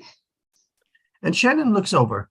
Claire sits 20-some feet away. Shannon's far nicer to Claire than Boone. My brother, Boone. God's friggin' gift to humanity. A beat. Then Shannon turns to Claire. Actually, very sweet. Do you know what it is? Not yet. I haven't felt the baby kick since yesterday. And Shannon turns to her. Off her look, we cut to insert sea urchin as it's picked out of a tide pool. Exterior beach surf line day. At the surf line, Jin, our Korean husband, his pants rolled up, intensely picks sea urchins from the water, placing them in a plastic bag he's taken from the plane. It's an oddly serene image. And then we have a reverse view from the ocean inland, and Sun, Jin's wife, sits on the sand, sitting straight backed, rather stoic, watching her husband, the top button of her blouse undone. Then more tight on Sun's face as she watches him, his back to her. And though there's no dialogue here, there doesn't need to be because her gaze is distinctly unsettled. Excuse me. And Sun looks up. Michael stands there. Have you seen my boy? Sun just looks at Michael for a long beat. Finally, she speaks in her native tongue. My apologies, but I do not speak English. And Michael stands there for a moment, confused. And Michael looks up and sees that mid-reach into the sea, Jin has stopped working, looking back at his wife and this strange man, which should tell us immediately how controlling Jin really is. Then Jin calls out, your top button is undone. Button it, please, right now. And Michael watches, somewhat fascinated and disturbed, as Sun buttons up. Michael then says quietly, I'm sorry. And Michael walks off. Exterior beach adjacent jungle day. We're maybe 2 feet off the ground, dollying through the jungle, and we hear, Vincent, Vincent. And Walt enters the foreground, so close that all we see is his waist to his knees, and that he's holding a dog leash. He stops. Vincent! And we boom up as Walt turns, looking off camera, his eyes scanning the jungle. Then he sees something, and he walks toward it, and we follow him over his shoulder, booming up as we arrive at the shiny piece of metal lying on the leafy floor. He picks it up. It's a pair of handcuffs, and Walt holds them tight on him as he looks at them, deeply curious. Just then we hear, hey! And Walt turns as Michael approaches, kneeling, taking the kid firmly by the shoulders. What did I tell you? I thought it might be Vincent. After everything that would be around happened, I told you to stay on the beach. I didn't go far. This is so close to the beach. No, don't do this. You listen to me. And I mean, say, you understand that? I thought it'd be okay. What's this? I just found him. Push in on Michael, disturbed, and he considers the existence of these cuffs. Exterior jungle, afternoon. Jack, Kate, and Charlie walking back. A pregnant silence. All of them sit in the wake of the insanity of what just happened. Jack up front, fiddling with the transceiver. Anything? You keep asking me if there's anything. Pardon me for appearing desperate, but in case you didn't hear the pilot before it was eaten, they're never going to find us unless we get that thing to work. So, is there anything? No. What were you doing in the bathroom? Oh, I thought you could tell. I was getting sick. Puking. My one tangible contribution to this trek. No, I'm glad you came. Yeah, every trek needs a coward. You're not a coward. As they walk, we're tight on Charlie, who considers this as they walk, and we hold tight on his face as sounds fade in. Sounds of an airline in flight. Then, Are you all right, sir? and suddenly we cut to interior plane mid-air day, back on the plane, pre-crash. Charlie sits in a seat near the window of the plane, shaking, pale. Sweat dots his brow. He looks up at the flight attendant that helped Jack. Yeah, I'm good, thanks. Can I get you some water? I'm fine. Thank you, please. The flight attendant stares. Then, All right. as she heads to the back of the plane, she looks at him, maybe a little suspiciously. Charlie taps his hand, fidgety, takes a quick peek over his shoulder at the rear galley. The flight attendants who just blew off talks to 2 male flight attendants in hushed tones, and all 3 look up at Charlie. He immediately faces front, nervous, tight on him. He turns back, takes another peek. All 3 flight attendants are heading back up the aisle towards him. Charlie quickly undoes his seatbelt, gets up in one swift motion. Sir, excuse me.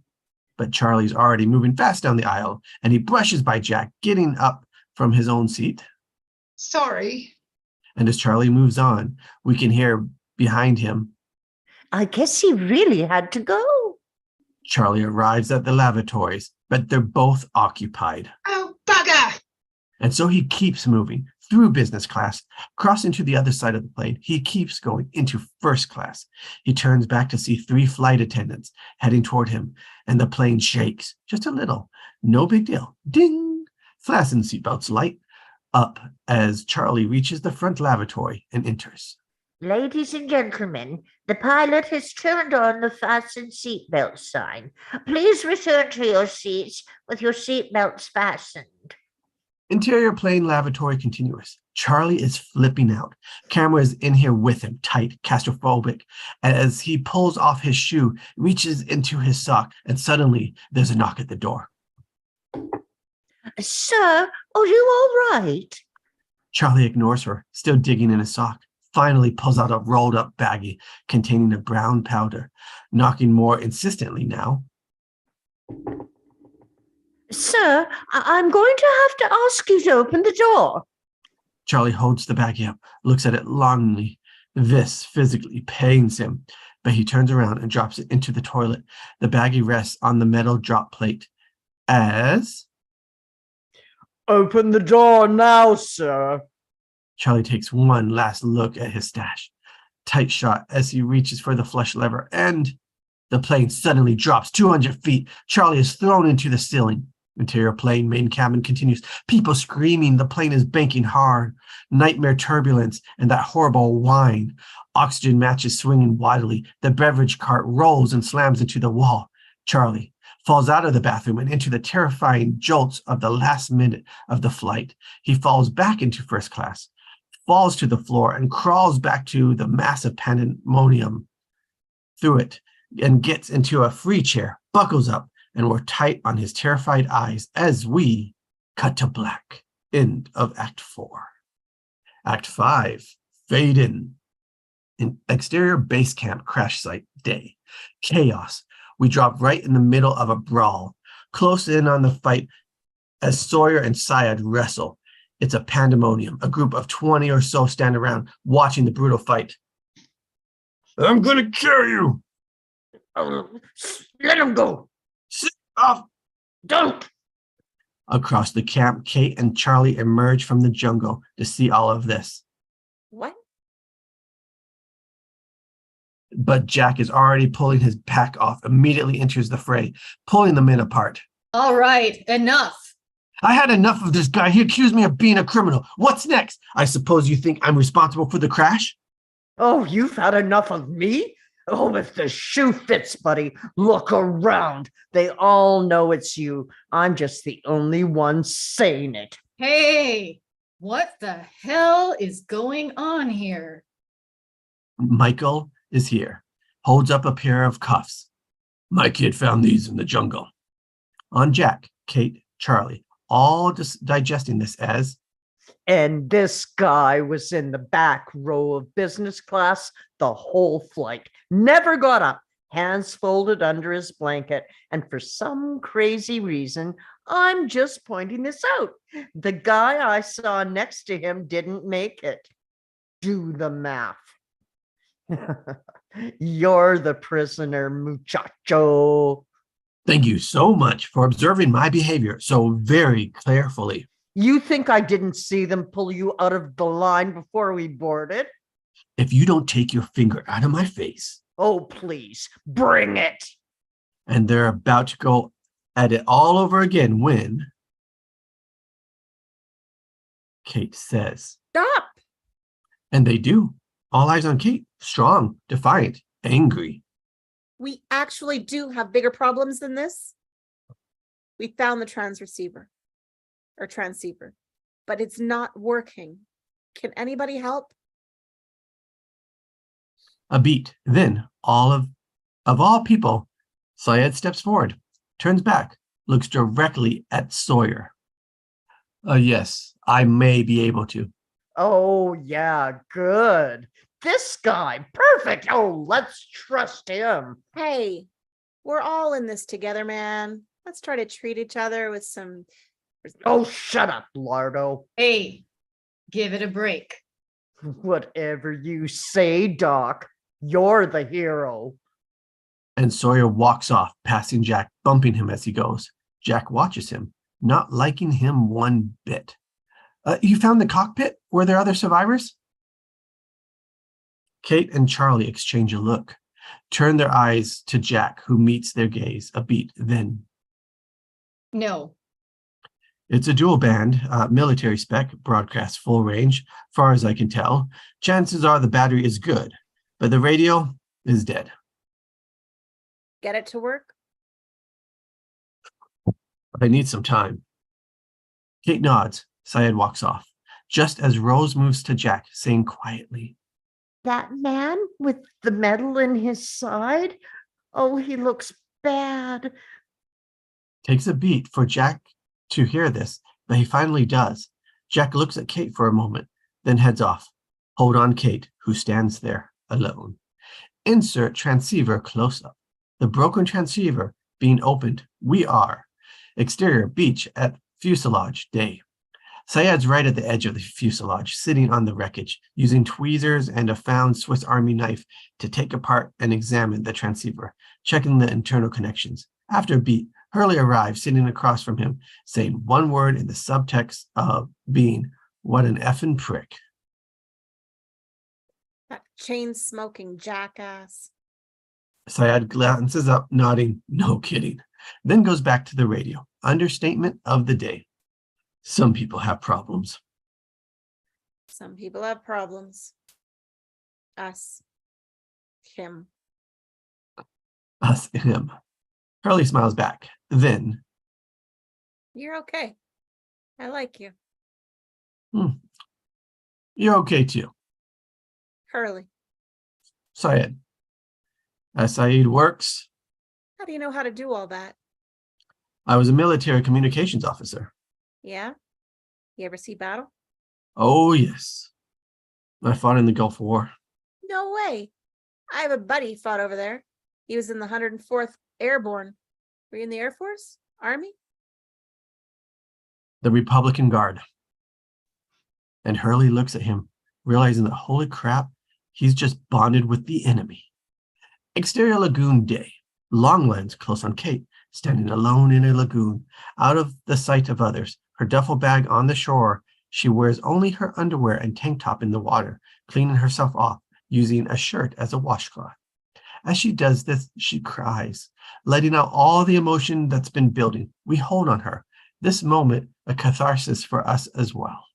And we hold on her long enough to see her pulling it together, finding her strength again, staring off, knowing that somehow she has to keep moving forward. Excuse me. And Kate turns to see Sun standing there, and Sun is slightly embarrassed as she points back toward the wreckage. I believe they are finished. They need you. And Sun moves away. Exterior beach day. Kate returns, dressed now, as Syed finishes wrapping the radio in black electrical tape. Is it working? Seems to be, except we're not picking up a signal. Why would we need to pick up a signal? Aren't we sending one? Yes, but it's a transceiver. It transmits and receives, which means you can also read the level of other signals that you're picking up. What you want to see is little bars right here. And Syed shows her where reception bars would normally be. Currently, there are none.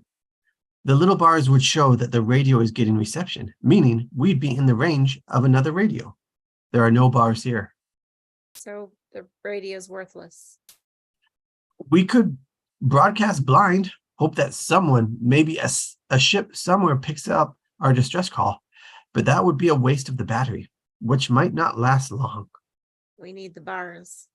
We need the bars. It is unlikely, but perhaps worth a try. What? Sending a signal from high ground. How high? And Syed's eyes flick over Kate's shoulders as, close on Kate, following Syed's gaze. And camera slowly follows Kate's head as she turns, revealing the enormous mountains that hover above them, scary high.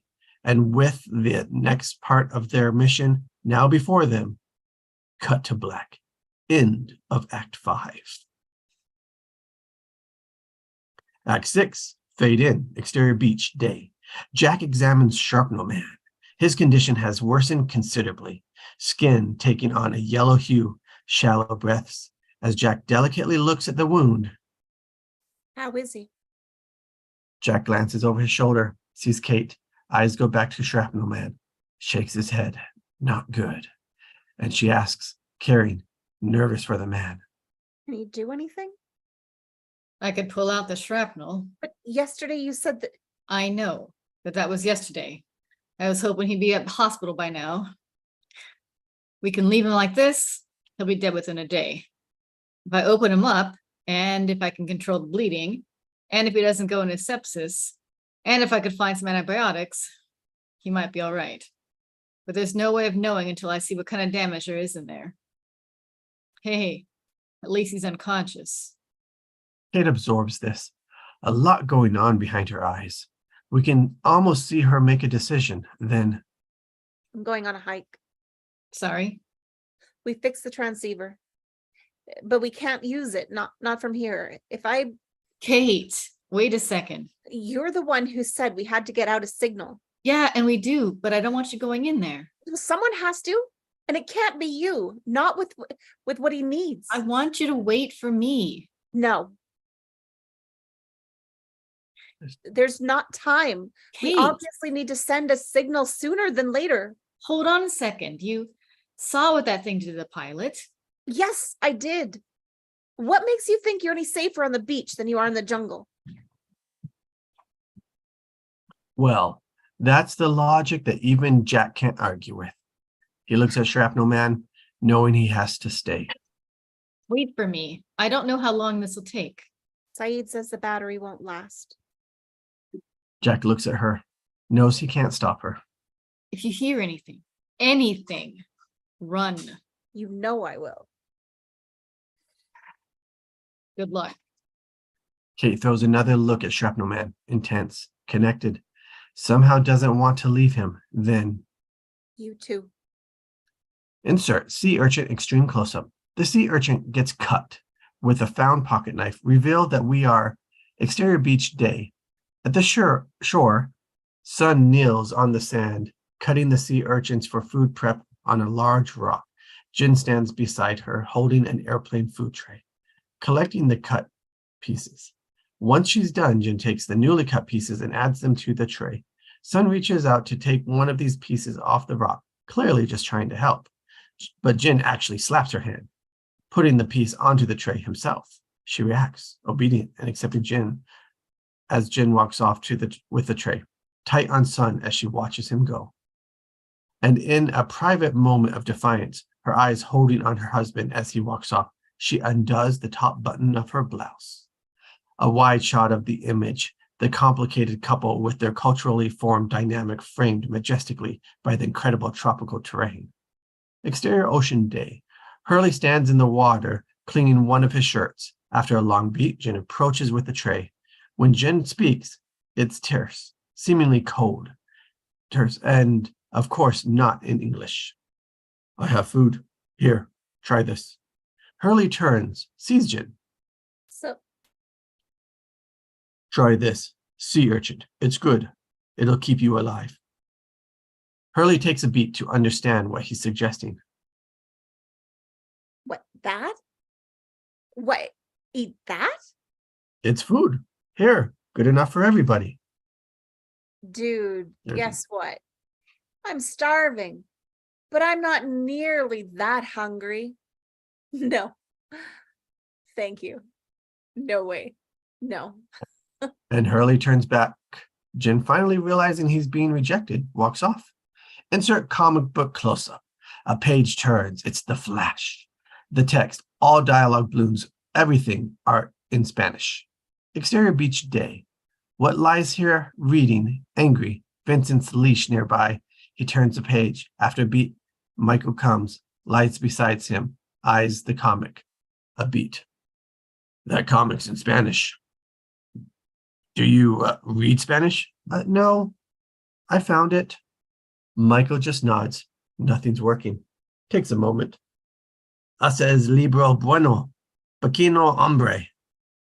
I'm kidding. Tell me about your school. You go to school. Yeah, I want to go to school. I go to school. Though maybe because you traveled so much that I go to school. A beat. Nothing's working. Then I'll tell you what. When we get home, I'll get you another dog. And Walt looks back at his father. These words have the opposite of their intended effect. They tell the kid that his dog is dead.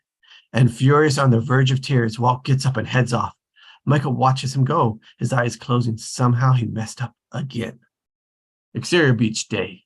Syed puts the transceiver in a plastic bag, then wraps it up in a beach towel. Nearby, Kate fills an empty water bottle with rainwater collected on the tarp. She seems determined here, driven. The others heard about the thing you saw, the pilot. I understand why you and the doctor decided not to frighten us, but your English friend is telling anyone who will listen. They think we are insane for going back in there. Kate hesitates. Then, Told you about the pilot. He told you what the pilot said. The rescue people, they're looking in the wrong place. They're not going to find us. Syed nods, but then his eyes stay on her, curious. I don't like it here, but you don't like it here even more than I do. I agree, sending a signal from high ground. This is something we need to do.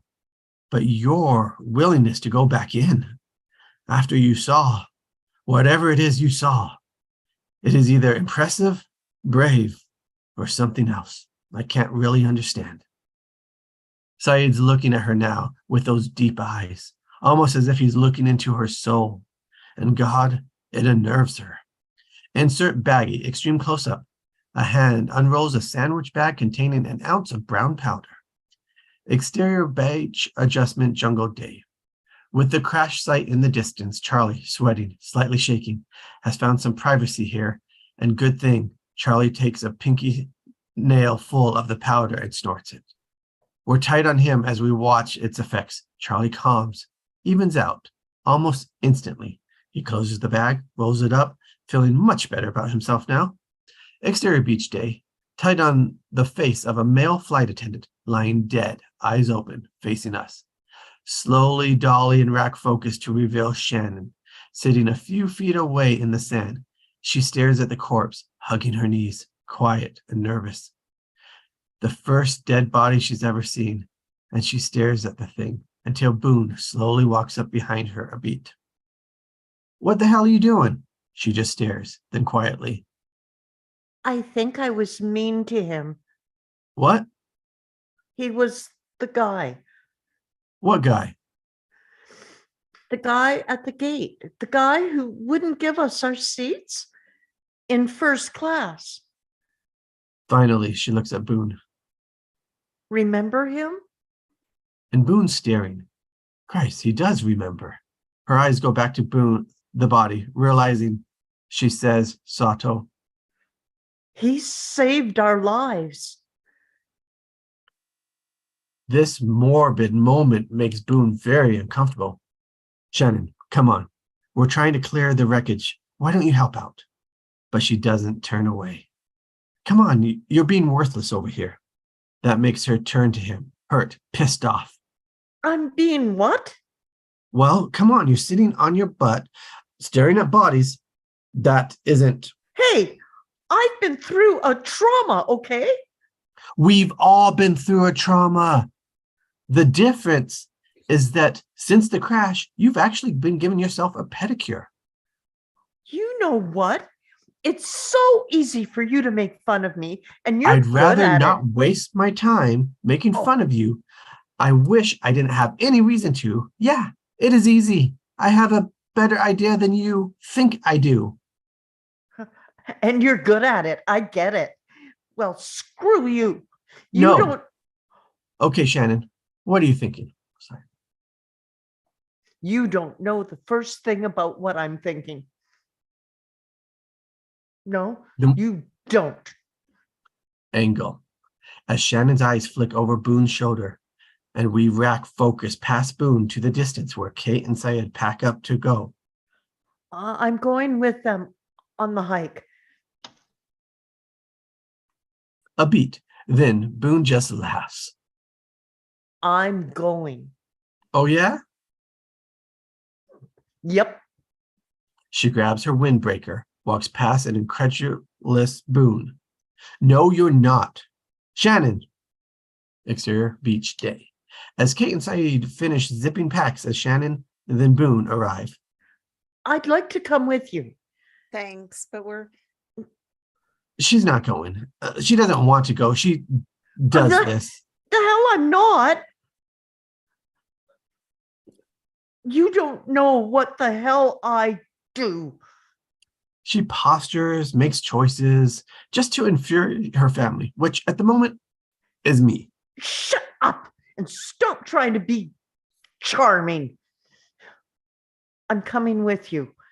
not sure that's a good idea. What are you, like 2 years older than me? Please. You're going, right? Where? On the hike? Are you? Yep. Yes, I'm going. Definitely.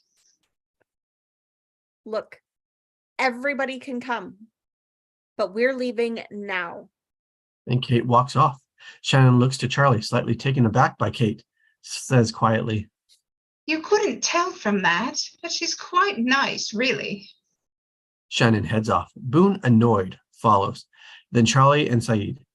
A long shot of them walking off, then pull back to reveal we're with exterior fuselage day. Sawyer watches them go as he sits on part of the shattered wing near the remains of one of the enormous engines. He's taking a final drags on his cigarette. In general, an F 'em all attitude. After a beat, something weighing on his mind. He pulls his wallet from a back pocket, opens it, pulls out a folded piece of paper, unfolds it, tight on Sawyer's face as he rereads the page. And slowly, his face changes. His eyes awash in concern and, more surprisingly, vulnerability. He just stares at the mysterious letter, his eyes actually welling up with what he reads. Finally, quickly, he refolds it, puts it in his back in his wallet, more anxious and troubled than we have seen. He finishes the cigarette and puts it out on the dang airplane that brought him here. He gets up and moves off quickly after the others. Exterior jungle day. On Kate, with Saeed and at the head of the group. Charlie, Shannon, and Boone behind her in that order. They're just entering the jungle. The growth gets thick quickly. And now we cut back to Sawyer, who moves quickly, determined through the jungle, passing Boone, Charlie, Shannon, then Saeed and Kate, who he looks at, walking with her for a moment. Their eyes lock. She's surprised and not pleased. Decided to join us? Yeah, looks like it. What changed your mind? I'm a complex guy, sweetheart. And Sawyer keeps walking, taking the lead. Kate wanting to tell him off, but not. And we see exterior mountain base day. Wide shot, spectacular view. Our 6 hikers, Kate, Saeed, Charlie, Shannon, and Boone, with Sawyer at the front, hacking away at plants with a found stick, trudge through the jungle, up the base of the mountain. The hike isn't any fun. Plus, it's hot. Also, they're scared. Kate especially, looking around with concern as they walk, afraid that at any moment that thing might show up and end their lives. And we favor Shannon and Charlie, who walk beside her. You ever heard of Driveshaft? What, the band? Yeah, Ugh, yuck. right. Why? Nothing. Horrible. Do you have one of their songs stuck in your head? Yeah, sort of. Oh, God, I'm sorry. Yeah, me too. Exterior beach day. Back near the fuselage, Jack approaches Hurley. I need some help. Okay. I need you to help me go through the luggage. I need any prescription medication you can find, especially any drugs that end with mycin or psyllin. Those are the antibiotics. What's this for? Please just do it. You'll see. Insert. Tight on a shaving kit. Jack's hands unzip it, pulls out a disposable razor. Exterior beach day. Jack Disappointed, puts the shaving kit back in the bag. He turns, opens another bag, and he notices Michael sitting nearby among the bags, staring off.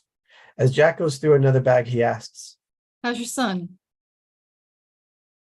Michael looks up, surprised. Walt, yeah, I think you'll be all right. How old is he? 10. Jack glances at Michael, then finds something in the luggage. It's another shaving kit. As he unzips it, starts to go through the contents. Walt's more worried about his dog than anything. It was on the plane, so kids, they're... Was it a white lab? Yeah. Yeah. I saw him yesterday in the jungle. What? Where? Over there, 100 yards in or so. He looked good. And Jack pulls out a straight razor. He snaps open the blade, tests its sharpness with his finger. What was that thing you saw in the jungle? What was it? Jack folds the razor shut. I have no idea. And Jack walks off, Michael towards the jungle, sighs, burdened with the task he doesn't want to accept, going into the jungle off after that dang dog. Insert backgammon set. Extreme close-up of a mini travel magnetic backgammon set. Hands setting up the pieces. Exterior beach day. It's Locke setting up the game. After a long beat, in a wide shot, Walt comes into frame, watching Locke. A long beat of silence. Finally, Locke asks without ever looking up. Do you play? No. What is it? Is it like checkers? As odd as Locke seemed around the adults, he almost seems normal now. A bizarre, childlike honesty that makes him accessible to Walt. Not really. It's a better game than checkers. And after a beat, Walt moves closer to Locke, watches. Do you play checkers with your pop? No, I was in Australia with my mom. You have no accent. We move a lot. She got sick. She died. So Locke looks at this kid. He sort of wish he weren't. You're having a rough month. Matter of fact, not talking down to the kid. Walt appreciates that. Locke turns his attention back to the board, slowly and gently continues to set up the board, pushing the small black and white tiles onto their starting points. The effect is almost mesmerizing. Backgammon is the oldest game in the world, much older than chess. Archaeologists found sets when they were excavated the ruins of ancient Mesopotamia. Would you like to guess how old they were? 100 years? 5,000 years. 5,000. That's older than Jesus Christ.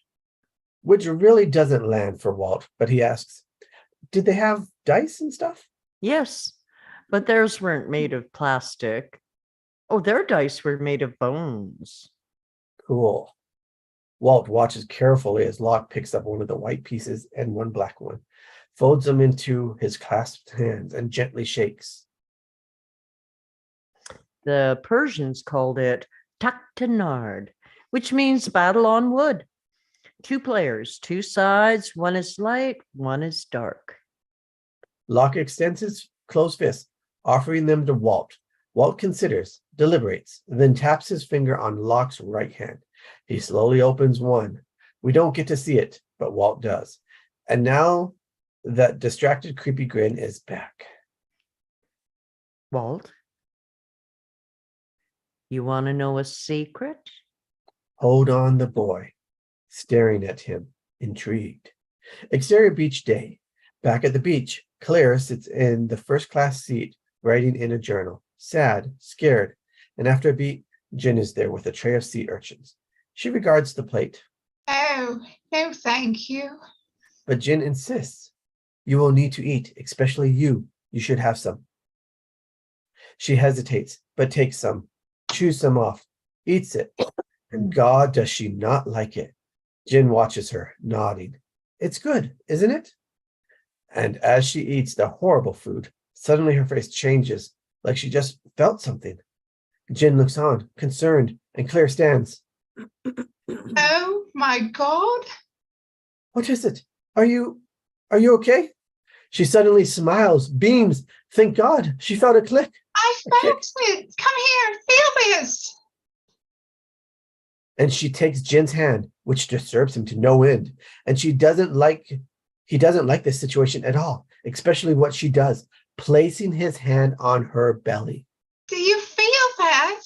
Feel that. It's a kick. That's a foot right there. Excuse me, that's okay. I don't need to. No, wait, it's moving. He's moving No, around. I'd rather not. I think it's a he. No, that's all right. Please let go of my hand. And Claire is laughing now at the relief, her eyes tearing up as she talks to her belly. I felt you. Thank you. Thank you. Exterior overgrown grass-filled day. Another wide shot, different area, sometime later, and our group arrives hiking through, as they do. Okay, wide open space. You should check the radio, see if we're good. We're not going to have any reception yet. Tell you what, just try it. I don't want to waste the batteries. I'm not asking you to keep it on all day. We're still blocked by the mountain. Just check the damn radio. If I just check, we might not have any juice left when we get to a sudden rumble. They all turn to look toward the sound coming from the overgrown grass field. Something loud, something coming fast. And as they all freeze, afraid. What the hell is that? Oh, God. And they all turn to look to the distance. Tall growing grass push in on our characters, Kate. Something's coming. Then we smash cut to exterior tall grass day. We're ripping through the grass at a side angle, a view of legs of this charging, snorting beast, but it's moving so freaking fast that it's just as loud, horrifying blur, and just as fast as we smash cut back to exterior jungle day. Whip to Charlie, terrified, if understated. Coming towards us, I think. Heck yeah, it is. 100 yards away and closing. It's big and it's charging and it's kicking up dust all over the grown grass. Exterior tall grass day. Another fast, loud blur of the charging creature. And exterior jungle day. Kate's been through too much. She grabs Charlie and the two run off. Let's move. The rumbling charge of snorting beasts getting louder. Shannon just stands there, screams, shrieking out of her mind. I shouldn't have come on this. And Boone grabs her and yanks her away. And Kate is running too. She turns back to Sawyer, who stands there, alone, intensely facing whatever's coming. Kate yells, Sawyer, come on. "Let him go." No, Sawyer. But Sawyer doesn't move. Instead, he does something wildly surprising. He pulls out a gun and begins firing at the approaching thing. Bam, bam, bam. And Kate and the others stop, shocked, watching in out of breath horror as Sawyer fires again and again at the thing, getting closer and closer until Sawyer's gun fires out, and suddenly exploding from the bush, a giant freaking animal bursts out, falling to the ground, dead, bleeding, and heaving its last breaths, only 2 feet away from Sawyer, who stares in shock. A giant white bear. And now we're on Charlie, Shannon, Saeed, and Boone, all of them in a total mind-bending shock at what just happened. Out of breath, they all walk over to see the beast, which inhales and exhales for one last time. A long beat. Then, That's a big bear. you think that's what killed the pilot? Kate throws a look at Charlie. This is exactly why he should have kept his mouth shut. But as the cat's already out of the bag. That? No. No, that's maybe a little tiny preemie baby version. This is nothing compared to that. Guys, this isn't just a bear. It's a polar bear. And they're all staring, incredulous. Exterior makeshift infirmary day. Move past prescription bottles, a pair of scissors, the sewing kit. Clean white t-shirt torn into strips, makeshift bandages, the straight razor, a removed sink basin from the lavatory, full of water. Pan up to reveal Jack has built a makeshift tent out of the deflated life raft over Shrapnel Man. Now stripped down to his waist, Hurley is in here, leans over the patient. Sure he's out. He's out. Well, how do you know he won't wake up when you pull that thing out? I don't. Hurley doesn't exactly feel reassured by this information, moves in real close over Shrapnel Man.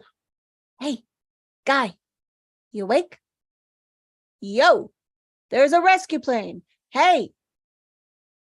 Yeah, he's out. Jack passes the blade over the flame of a lighter. Hurley's pale. So what do I? It's unlikely he'll regain consciousness, but the pain might bring him around. If it does, I need you to hold him down. I'm not so good around blood, man. Then don't look. Yeah, but I'm not so good around blood. Just do your best, okay? Jack puts the lighter down and puts both hands on the shrapnel. Shouldn't you like wash your hands? I did, but he'll probably get infected no matter what I do. He lives, we just hope the antibiotic works. Don't look. Okay. Mutters something to himself, maybe a silent prayer. A tense moment. And then suddenly Jack yanks the shrapnel from the man's belly as we smash cut to black. End of Act 6. Act 7. Fade in. Interior makeshift infirmary tent day. Seconds after Jack has pulled out the shrapnel. Jack doing his best to assess the wound, now bleeding profusely. Hurley has neglected his duty in holding the shrapnel man down in awe, disgust, shock about what's happening in front of him. Dude. Hand me those strips. And thank God most of this is happening below frame because Jack actually puts his hand inside the guy. Dude. Just hand me the strips. I need to get this blood. I don't think I can. Oh, Oh, what? What's going on? Is there something in there? I need a little focus, okay? The strips, just hand me the strips. But Hurley, in fact, cannot focus.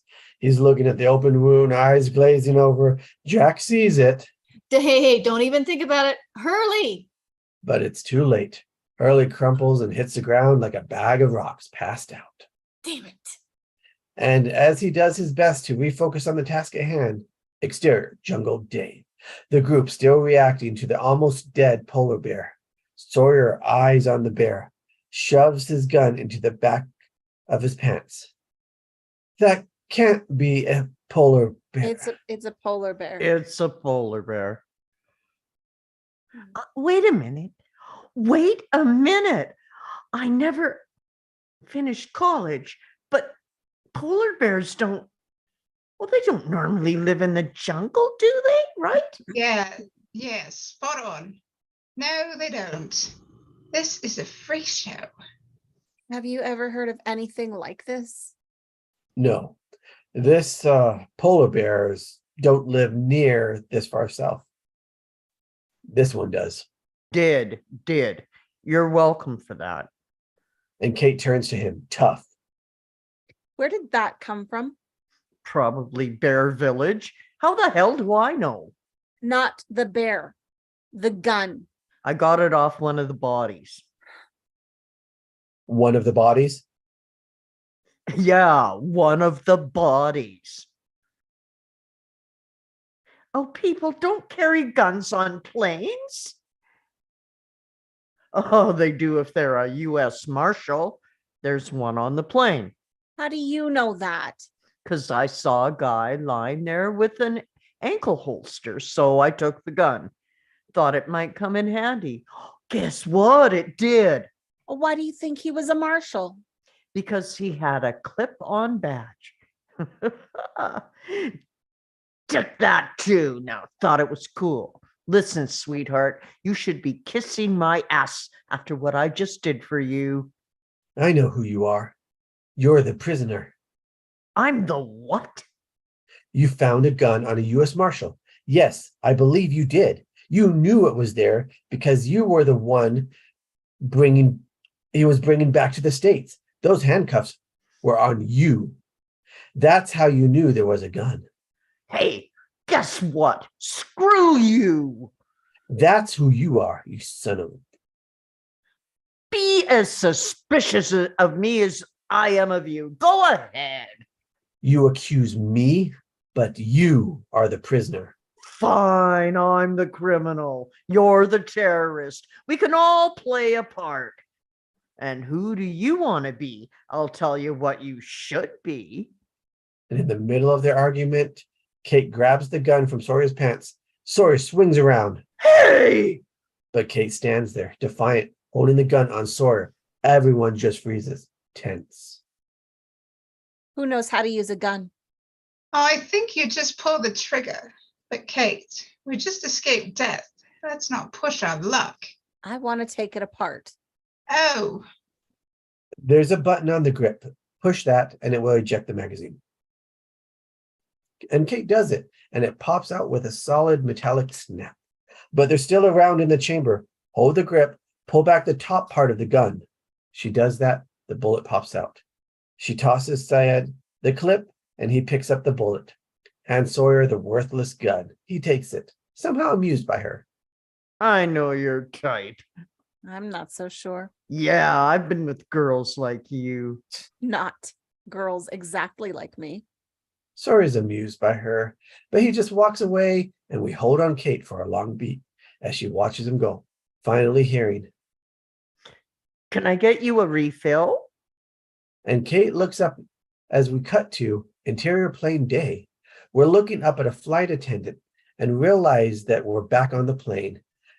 The moments before the trouble, and the flight attendant is talking to Kate, who looks up at her, and as if having to hide some deep trouble, kindly says about her almost empty cup of Coke. No, I'm fine with this. Thank you. The flight attendant turns to the man sitting beside Kate, And you, sir? and we realize it's the man who was bleeding from the head at the crash scene, the man who Jack is operating on. I'll have a coffee, sweetheart. Coffee, sure. And the flight attendant moves away. The man glances at Kate.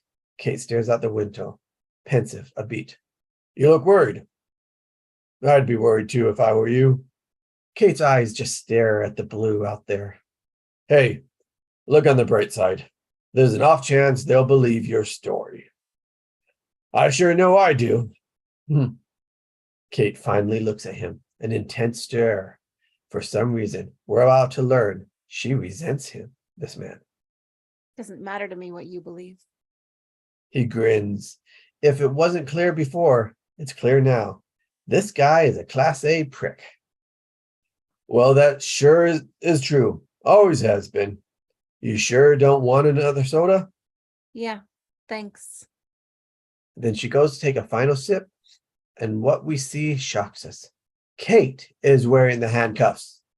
Her jacket has hidden them from those around her, but holy crap, she's the one the U.S. Marshal was taking back to the States, and the man beside her is that Marshal. She finishes her drink.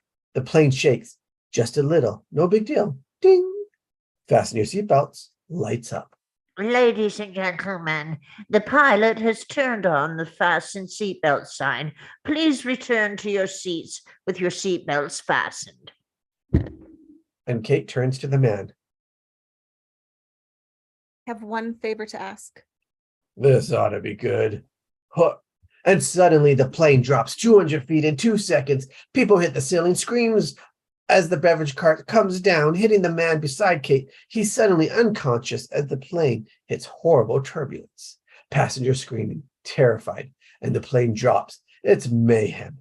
The thing is about to break up, and oxygen masks drop, and people scramble to grab them. Kate tries to, but her cuffs are attached to her belt. She can't reach high enough, and she can barely breathe now, unable to reach for the oxygen mask. People are screaming, cameras shaking madly as the structure of the plane is tested. The view out Kate's window alternately sky and sea as they drop. Then Kate grabs the unconscious man and pulls him over her. He slumps on top of her head, bloody, and she pulls his key ring out, scrambles to unlock her cuffs. She does, and she grabs the oxygen mask, puts it on her, and drops the marshal up in his seat, grabs his masks and puts it on him. We're tight on Kate, terrified out of her mind as the plane is about to break up, and we're looking at her as the rear of the plane rips off, just disappears, people and things falling out into nothingness as we smash cut to exterior jungle day. Just where we left Kate. As the others walk off, following Sawyer, Syed moves to Kate, who's pale now, and he says to her sweetly, "We should keep moving." And Kate nods and heads off. Exterior makeshift infirmary tent day. Hurley's still out, cold. Jack continues his surgery, up to his elbows in blood. His patient now clearly identifiable as the marshal who flew with Kate.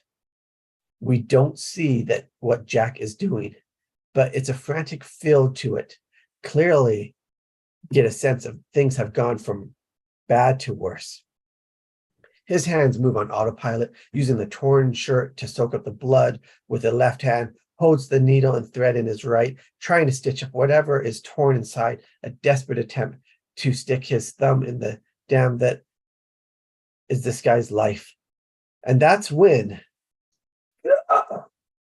Jack freezes. The man's face is contorting in pain as he begins to gain consciousness. Oh, The guy is literally struggling to breathe, but he's conscious now, moving his lips, something coming out in a whisper. The guy is willing himself to say something. Jack puts the needle down the needle and leans closer. what? I can't. And suddenly the guy grabs Jack by the shirt, pulls him in close with the last ounce of breath, and he hisses, "Where is she?" Where is she? Off Jack's face. Exterior beach, day. Tight on a small leaf, known as sleeping grass. A small hand touches it, and the leaf closes. Rack focus to reveal Walt, sitting on the sand, studying this odd plant. After a beat, he hears, "Walt!" Walt turns around, and across the beach, he sees his father. "Are you looking for this?" Walt looks curious, and Michael steps forward, revealing Vincent, Walt's white lab. Walt's face comes to life as he races across the sand to the dog, who runs to Walt. Walt hugs the dog, loving him. Michael watches this. He can't help but smile at the reunion. Then Michael looks over to Jack, who kneels over the man with the shrapnel wound. And Jack is talking to the man. And Michael watches this from a distance. Can't hear anything. But what Michael sees is fascinating. The man, the marshal, is telling Jack something urgent. And Jack's reaction is shock, disbelief. And the man holding on Jack's lapel dies. And Jack stares at him, stunned. Michael watches as Jack finally sits back up, exhausted, shocked. And Michael watches him, intrigued. We're tight on Jack, long lens, as he looks off, his mind spinning. Exterior mountain day. We're tight on Kate, as she walks, staring off, numb, revealing her last moments on the airplane. Hold on her for a long beat and go, Saeed. Also walking. He pulls out the transceiver as they go. Sawyer sees this. Oh, now's a good time to check the radio. Well, not before, but now. We're up higher. Oh, yes, we are. Sawyer walks off past Saeed. Saeed turns on the radio, stares at the screen, and he walks up to the camera and stops, now in extreme close-up, and we see his POV, tight. The bar flickers in the reception window. Saeed's shock, breathless. Back to scene. Bar, there's a bar. Hey, we got a bar. The others stop, turn to him. Saeed fiddles with the controls as the others surround him. He holds down a button, makes a call. Mayday, mayday. But horrible feedback. What's that? Feedback. Feedback from what? I don't know. Well, what would do that? I'll tell you what would do that. This guy not fixing the radio. The thing doesn't work. And once again, Syed releases the button. No, it's not broken. We can't transmit because something's already transmitting. This sinks in. What? Transmitting from where? Somewhere close. The signal's strong. Close? You mean here on the island close? That's fantastic. Maybe it's the survivors. From our plane? How? Oh, so what kind of transmission is it? Could be a sat phone, maybe a radio signal. Tight on Kate as she finally asks the only question really worth answering. Can we listen to it? I don't know what frequency the signal is. Hold on. Syed begins to scan for the frequency. Nothing but static. There's no transmission. Sawyer, shut up. It's the rescue crew. It must be. And suddenly gasps from the group as they hear a frantic female voice. Il est dehors, but I'm pris le clef. That's French. The French are coming. I've never been so grateful for the French. Our people can't believe they're actually hearing another voice. I never took French. What's she saying? Velu nous aider. Ils sont morts. Ils sont morts. Does anyone speak French? Moving over all their faces as the voice continues.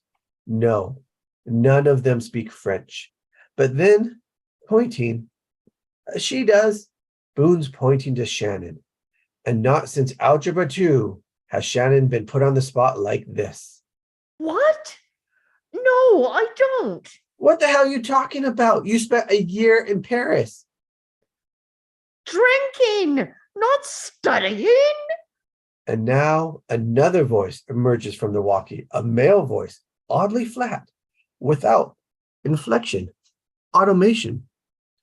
Iteration 1, 7, 2, 9, 4, 5, 3, 1. Right then, what was that? But now the French woman is speaking again, and her voice is fading a little. No! What? No, what? The batteries, they're dying. I've seen you talking French. Listen to this. She tries to understand it, shaking, her eyes closed. Kate's nervous. How much time do we? Not much. You're telling me no one here speaks French? That voice. That's weird. Iteration 1, 7, 2, 9, 4, 5, 3, 2. And the desperate female voice begins again. Ils aider. Ils sont morts. It's repeating. Yes, she's right. It's a loop. Iteration. It's repeating the same message. It's a counter. The next number will end 533. And they hush, focused on the transceiver as iteration 1, 7, 2, 9, 4, 5, 3, 3. Beat. Then the French woman begins again, still fainter. Syed looks up to the others, triumphant. Does anyone understand what the hell he's talking about? It's a running count of the number of times this message has been repeated. It's roughly 30 seconds long, so Syed's eyes look skyward, lips moving, runs the number. Oh, don't forget to carry the one, Chief. Guys, the battery. Give him a minute. Boone couldn't care less about figuring out the numbers. He's still intent on his sister. Come on, Shan, what's she saying? Try. Si n'importe qui peut entendre ceci, Velus nous aider. I don't know. I think she's saying, please. She's saying, please help me. Oh, please come get me. Or she's not. You don't speak French. Let her listen. Elle est tout. And Shannon's face falls as she listens, something registering. And whatever it is, it scares the living crap out of her. And Charlie says, What? What is it? the voice gets fainter and fainter. Shannon brings the walkie to her ear. She's calm now, almost as if she's channeling the speaker. And yeah, it's spooky. Please help. I'm alone now, on the island alone. Someone please come. The others, they're dead. It killed them. It killed them all. And with that complete and utter silence, the battery is dead. Just the wind. Then Shannon lowers the transceiver, and we suddenly find Saeed. His lips stopped moving. His eyes drop from the heavens, and he looks even more frightened than the rest of them. 16 years. What? 16 years, 5 months, and 9 days. That's the count. The count? What? You want to give us a minute here, man? Because this is the message, the iterations. It's a distress call, a mayday, a plea for help. And if the counter is right, it's been playing over and over for 16 years. And we let that doozy sink in for a moment before someone else was stranded here. Maybe someone came for them. If someone came, why is it still playing? Beat after beat and another, taking in all 6 of them, all equally freaked. No longer so sure they were lucky to survive. Finally, Guys, where are we? cut to black, the end. The All right. It It's so seems good. like Kat, who hasn't seen this before, liked it. All suspense. yeah. Yes. That was yes. so good. All right. I didn't remember the polar bear. I did, and I'm going to tell you more about that after this discussion. Do you guys need a little break before we discuss? Do some of you need to go and take off? I'm tired, but we can talk. I'll just Just need a minute. Be right I'll back. just fade out if I need to. Okay, we'll take a short break.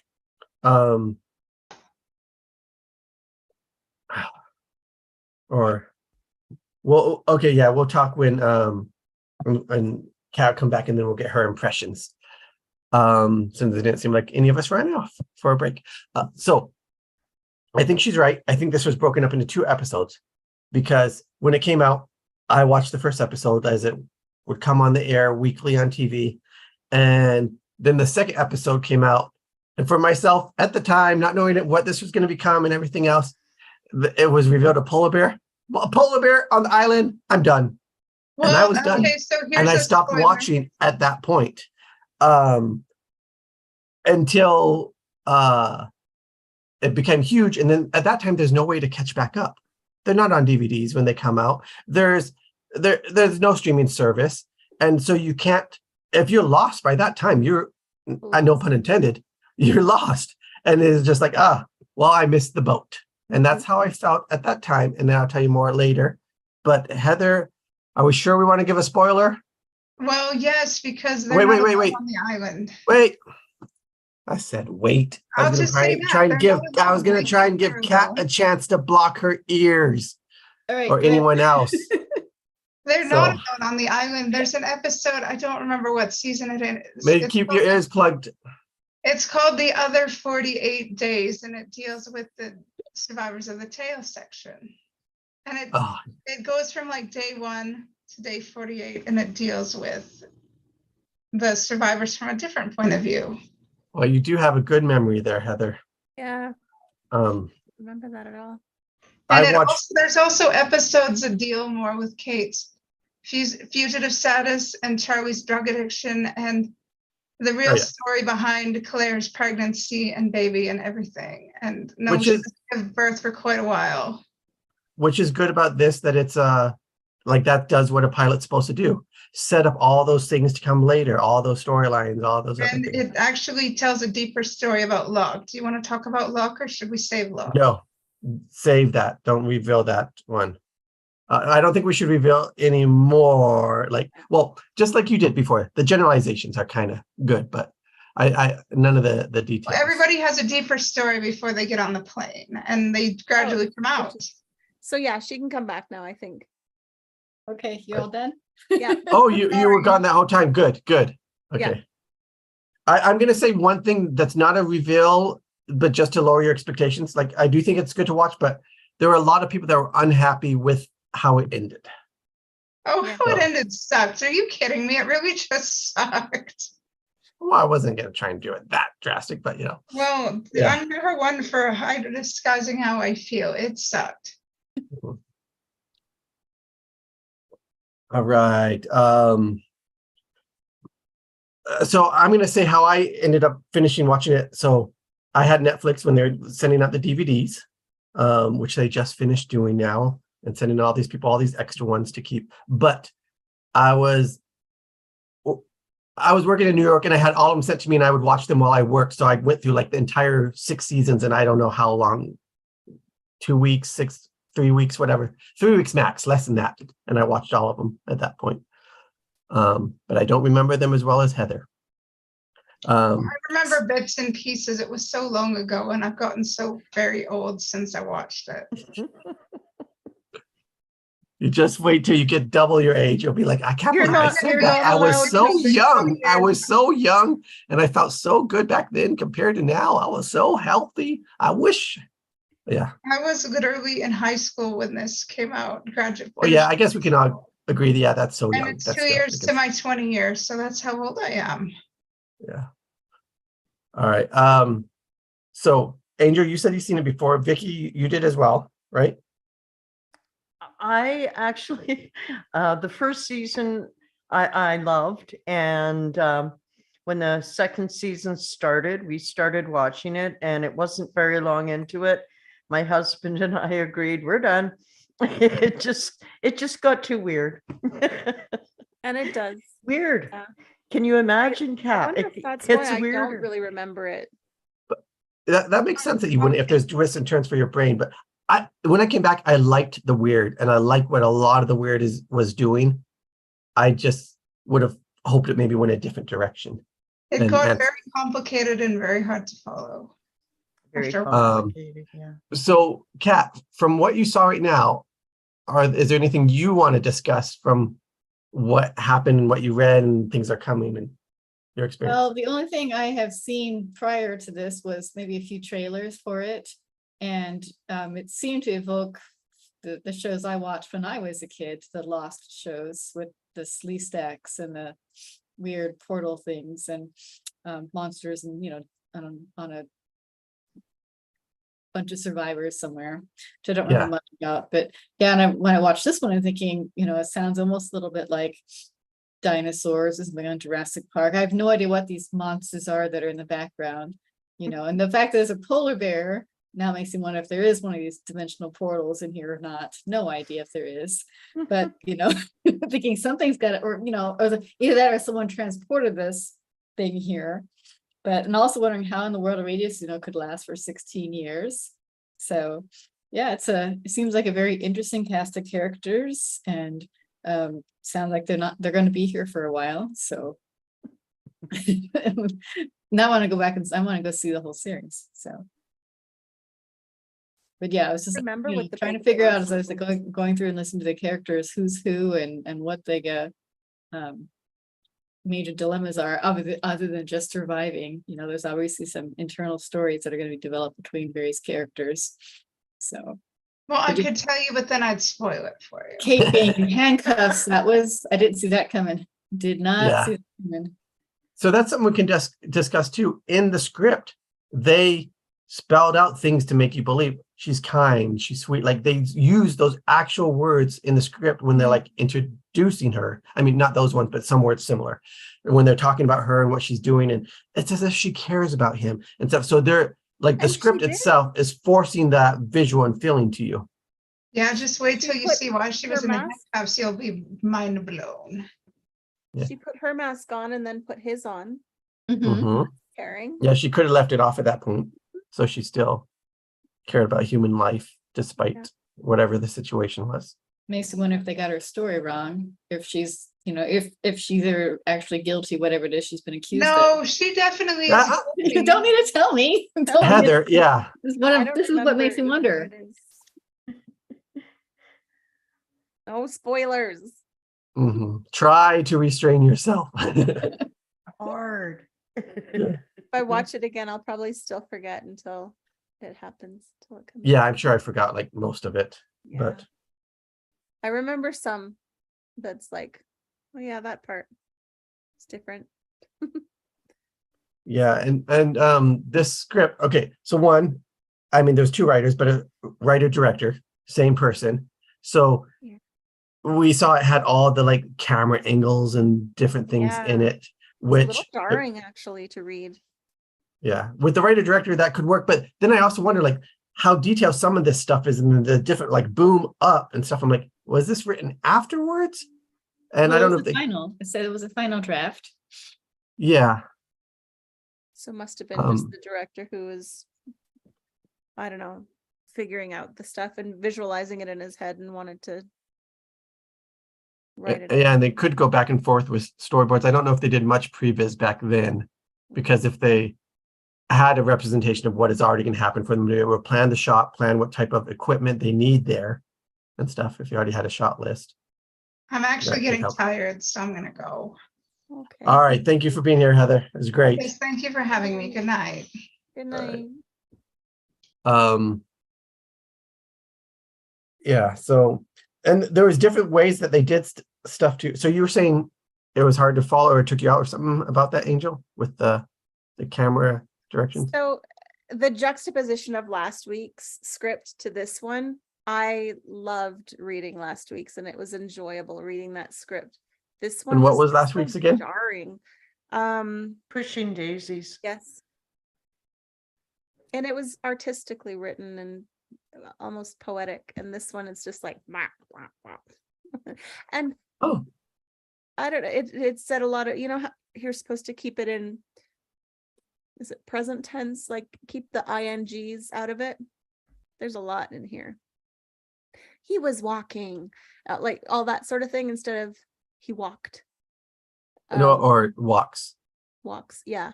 or And- walk. Yeah, I yeah, don't know. I can't think right now. But that, and then the way that they're describing, instead of describing the visual of something, they're describing the feeling of something, which is also something that's not generally how one is supposed to write a script, is like supposed to. Yeah. So Yeah, but what do you think about that? Do you think it like that it gets across the feeling that they want to convey with whatever they're going to create later, or that It do you probably agree with the did, supposed yeah. to? Yeah. I don't know.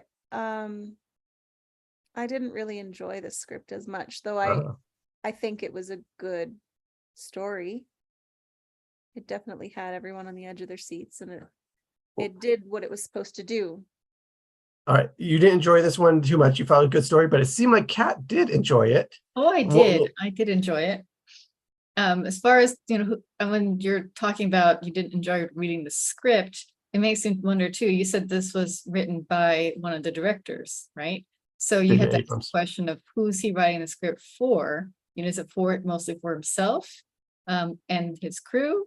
Or is it, you know, that's certainly not for us to read, who we're not involved with the show. So, you know, it's probably written that way, like you said, so he would have an idea of what he wanted to do with all the different camera angles and things like that. But I do like the feeling that comes across through there. It was like listening to a story. All right, cool. And this did more of like you were saying, Angel, the stuff we're taught by the ether out there for screenwriting about how it's supposed to be done or not, where it had a lot of underlining, a lot of bold, a lot of like all caps for like an entire paragraph, Mhm. and stuff like that. And then kind of it mixed it up kind of, but they had slugs, like slug lines, like because they're on the beach, and if it's all on the beach, then how do you switch from one part to the other part instead of exterior beach this, exterior beach that? So just the little word of the different Or the areas to name break of it the up. person. Yeah, they just, Yeah. instead of the slug line, they had the name of the person that it was going to be focused on. What's a And slug some- line? I didn't mind that. Let's cut back. Thank you for asking. Let's share screen.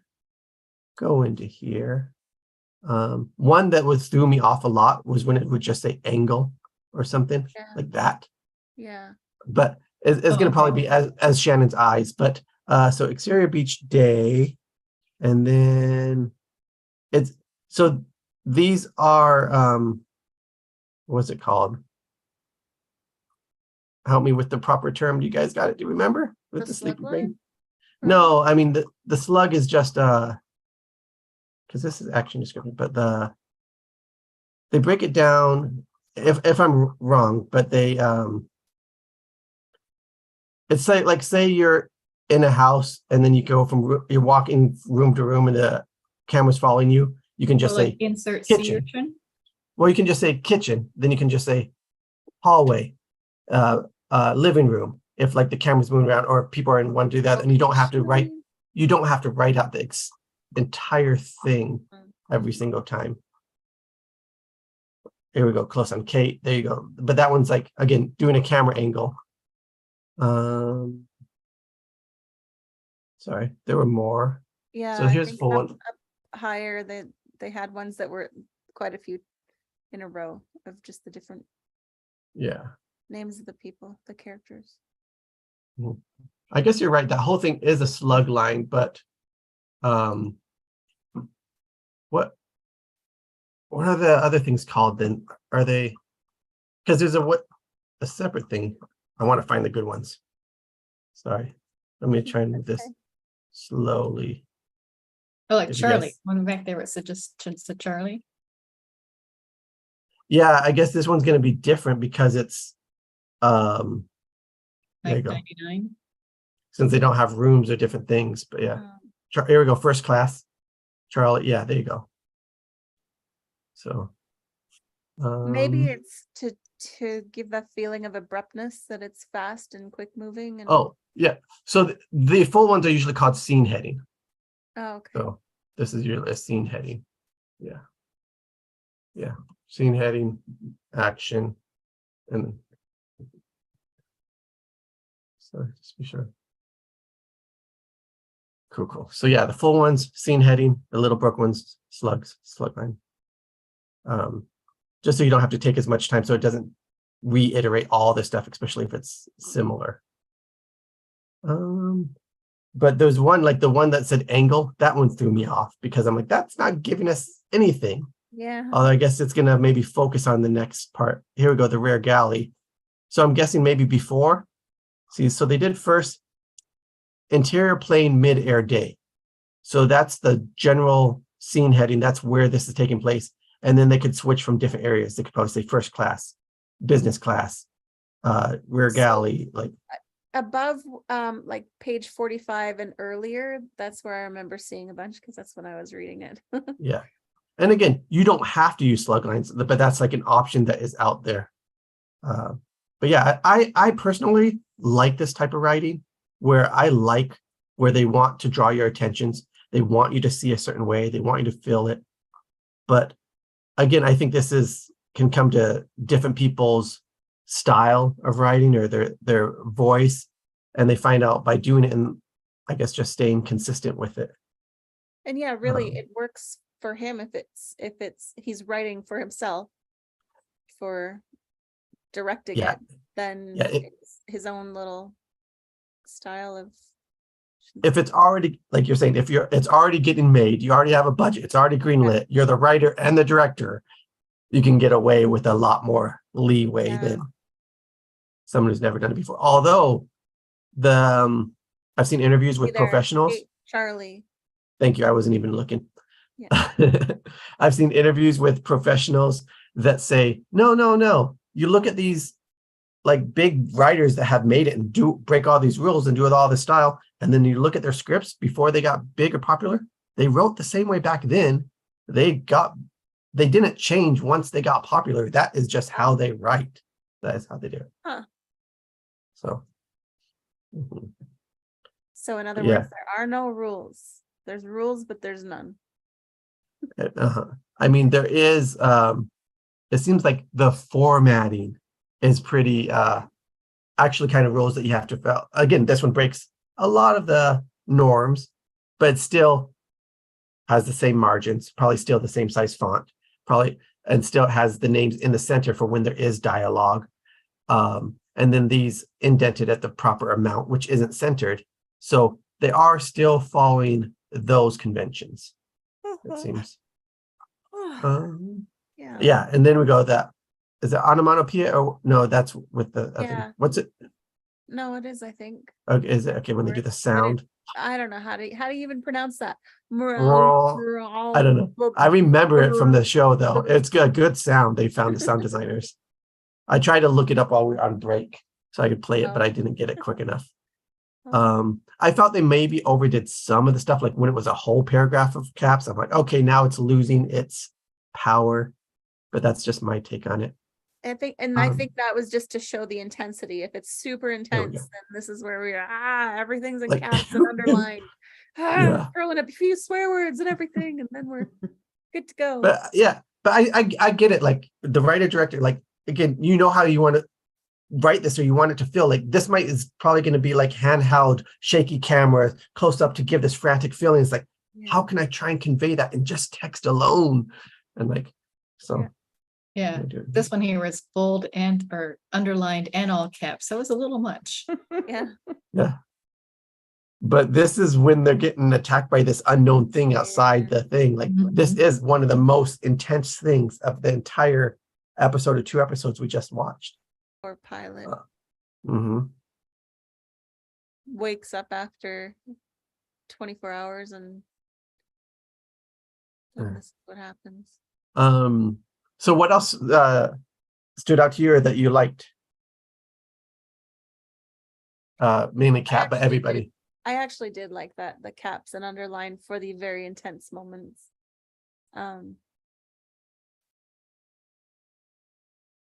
Yeah. Okay, what does Sato mean low voice? Like I saw Sato on here. I was searching for it right now. I didn't know what it meant. It's very Loud like whisper. it's like not a lot of emotion. It's very flat, isn't it?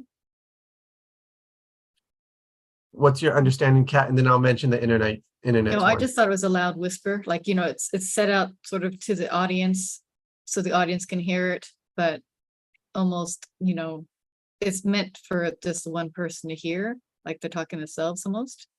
But that's how I understood it. I could be wrong. It seems right. Like, well, this one says from the Italian, meaning low voice, to speak quietly out of the corner of your mouth so that the subject of your speech like can't hear you insult or no. Yeah. So in one's undertone or softly, not to be overheard. So yeah, like you said, whisper, but maybe louder. Cool. What did I write? Oh, catharsis. Yeah, that's another thing. I'm gonna probably spell it wrong right here. There you go. That again, that we hold on her. This is a moment catharsis for all of us as well. Again, he's putting in directing for the feeling, the emotion. Again, he's going to be there through the whole process, but if not, like this would help the editor maybe to breathe on the shots, hold the shots a little bit longer, maybe to make sure they see this and feel it. But yeah, some of this does seem like things you are typically told not to do. But I overall liked it. And again, as I think Heather pointed out or something, like all the unique, like every character seems very unique. Like and already you can get little tastes of the conflicts that are going to happen throughout a show or series. Like to me, like from what we're reading, that seems like a very successful pilot to be able to do that. Like it is. Yeah. And we wrote the other pilots, we wrote like, and here's we can compare the two, like Friends, which is supposed to almost in the same spot it starts and like kind of repeat, or even the one from last week, Pushing Daisy, where it's kind of procedural. It might have a continuous through line on them, but I was overall actually surprised with Friends that from the pilot that it did as well as it did, but I think that was because of the way that they cast it. The characters actually brought so much to the words. Otherwise, I don't know that it was that exciting. Or I agree, the acting and the directing did highly elevate that script. Yeah. I wasn't as impressed. Yeah, it was a really powerful pilot. Absolutely. And I want to say something about breaking please. rules. Yes. When I was writing songs, I mean, I knew there was a format. There's a way to write songs, what you're supposed to do. And I was told what the rules were, and I never followed them. And it makes for very unique songs, and it actually makes them in a way more appealing because they're different. I was working with someone with my dad's song, and they were trying to stick to these rules and stuff, and it was infuriating me like so much. I'm like, I don't know, they were trying to change it and lock and force it into other thing, and I'm like, no, you can, like, I like to break rules or find a different way, like that there is a way. Like they're saying there's no way. I'm like, break it into like whatever breaks you need to for it to work. If it's 16ths or 64s, 128, I don't care how many things you break it in to get that timing. You know what I mean? Or how you have to tell it in your writing. Figure out a way to write that where it'll be understood later. But that was just my feelings, and I could be totally wrong and off, but that's how I felt during that process. But I like to think there's a way. Like, don't tell me no, there's a way. We can find a way to do this stuff. Rules are made to be broken. Yeah. Yeah. Like they say, sometimes it's good to know the rules so that you know how to break them. But other times they also say, Citizen Kane. Citizen Kane, one of the most well-respected movies ever. We watch it now. It's, if you haven't seen it before, you're going to feel like, what's so special about this? But if you watch it compared to the ones before, it changed the game. And one of the DP that's supposed to be really good, one of the best, wanted to work with, who's the writer director? Is it Sydney?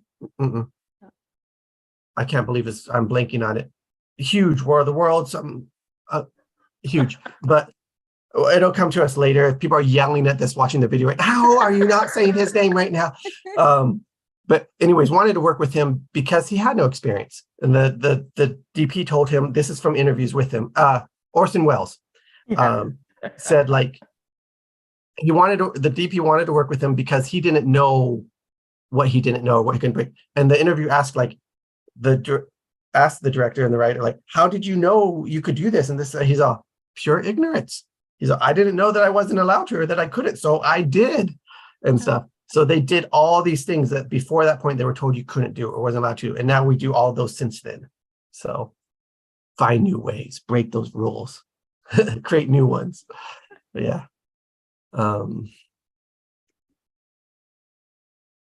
Yep. So yeah, that's crazy, Cat. Secret stuff in the messages. So it seems like that would be really hard. That would be insane. What are your thoughts having to have gone through that? Are you what, huh? Yes. I'm asking you, Kat, if you want to talk about it publicly. If not, we can leave it. No, that's But- fine. I was just saying that I had a solo one time where I had to sing 7 different time signatures and 7 different measures. And the time signatures were nothing like normal time signatures. They weren't 3/4, 4/4. They were like 7/4, 11/4, and triplets and dotted notes. And, I had to like plunk that out on a piano, and I don't play piano, and then I finally ended up having the accompanist tape record on, that piano accompaniment so I could practice it. It took me weeks to learn, and it was so hard. And I don't remember even the song that it was in, but it was just something worth doing for certain. It's a big challenge, I think.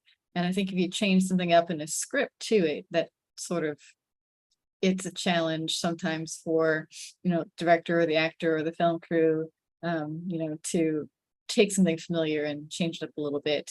And, it could totally bomb, but, it sounds like this one did quite well. So. Yeah. But I think, we're talking about changing it up within a song. Mhm. which does seem really hard for all the other people working in it. But like you said, it can be done. And I forget which one. I remember looking up back in the time when this was bothering me and finding all these famous songs that did it, like changed things up or broke it. And they're like, I mean, they're the exception, of course, but I'm like, they do exist. They're out there. You can do it. But I agree with you. And this is what other screenwriters I've studied have said. Like, if you do it a certain way, keep that way consistent. Like that, they shouldn't be changing it up more than they are within this script. Or like, I guess are you saying they already kind of are here, huh?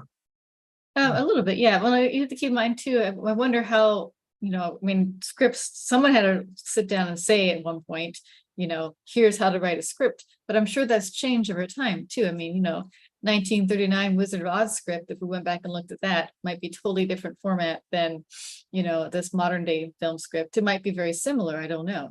And we did read that one. Go to our Table Read Tuesdays. We have a playlist to watch all of them. It's there, so you can figure out that answer. I'm talking to the audience, not necessarily UK. So, but they might not have continue. all these interior, day, night, whatever. And what did you call those scene headings? Yeah. Or slug lines. They may be in there. I think just how you put the script together. I think it depends a lot on who it's for. Mm-hmm. Agreed. Oh, I'm still sharing the screen there. Let me share. We're totally off base, and I'm sorry because I've kept it going that way. But here are some songs that change time signature. Hey, yeah, by Outkast, Radiohead, Beatles, Led Zeppelin, Ben Folds, Metallica. So it exists. But yeah. All right. Back to the screenplay. Anything else you guys thought they did well or that you liked or didn't like? I was surprised the pilot was alive after 16 or so hours, and then to have him be killed off. So you find him alive and then boom, he's dead again. I'm like, oh, poor guy, but I figured it as soon as he woke up, I thought this monster's gonna come and kill him, because that's why he's here alive, because he can't kill off these other three, and we need somebody we can kill off, to give it that impending sense of doom. So you might as well put a red shirt on him. But as soon as he woke up, it's like, oh no. Yeah. It's funny how we, not funny, but because we watch so much, because we read so much, we have those expectations. Like you thought that immediately and knew that immediately. I didn't get that on this one, but lots of times in films and things I do, but this one I didn't. But we get these expectations because it's been seen so much times before. Again, some of the old movies shocked audiences, but now if we go to see them, like a kid from this generation goes to see it, they can see it coming a mile away. What's going to happen, because it's no longer new. It's been done so many times. And of course, we need someone to have let the audience know that they're 1,000 miles off course. So that's the main reason he's still alive. Yes. But then his role is done, so we can kill him off. Yeah, perfect. Yeah, exactly. And you do all of that in the most interesting way possible. And then now that we know that people are going to have these expectations, the goal we would want to have for writing is just try and subvert those expectations. Like, not to make it like seem coincidence or out of the blue, but use it to try and set it up. And now you can control it or manipulate it how you want to make it still feel expected, but entertaining, new and fresh or whatever. I think it must get harder over time though, because, you have your basic movie plot, boy meets girl, girl meets boy, they break up, in a romantic comedy, you have that kind of plot line going on. At some point they get back together, hopefully, and story goes on. Same thing with this monster there's monster plots here too. Stranded desert island, you don't know who the monster is, eventually you find out what the monster is, and eventually you get rescued, with lots of things in between. But coming up with what the audience expects and then finding somewhere else to go with it, I think must get harder and harder. And kind of like what you're saying there, like lots of times, even with that couple, people want them to get together. And if it's not, it's like a less satisfying experience for a lot of people. But other times, like you can subvert that now. Okay, you have them go separate. And then you can decide if you show that it worked out better for them and they're happier. And so you still get that thing. But now they have those choices, like you're saying, it's hard. And at one point, all the older movies, it seemed like were all just single genres. You know what I mean? It was comedy, it was a drama, it was a western, and now we have romantic comedy, we have a dramedy, we have like Cowboys and sci-fi. What was that? Cowboys and Aliens. Yes. So Together. most that movie was better than I expected. With a title like that, I expected it to be the worst, horrible, not even B movie, like C movie. With that title, you expect it to be bad. But I thought it was pretty good. I was very surprised. Like, I'm not saying it's going to win Oscars and stuff, but it was a solid movie. I almost feel like maybe, I mean, the title does tell exactly what it is and you know what you're going in for, but I almost feel like it got a disservice. Like if it got a different name, just the title, I feel like it could have had a better chance of being more well respected or something. But yeah, now it seems like you have to blend genres for movies to happen and be stuff, rather than back in the day of, like, we've talked about it before, Princess Bride. They didn't know what type of movie that is, how to market that, because it's a lot of things. Anything else before we call it you guys want to talk about on this? The title of this one's pretty short, sweet, Yeah. Lost.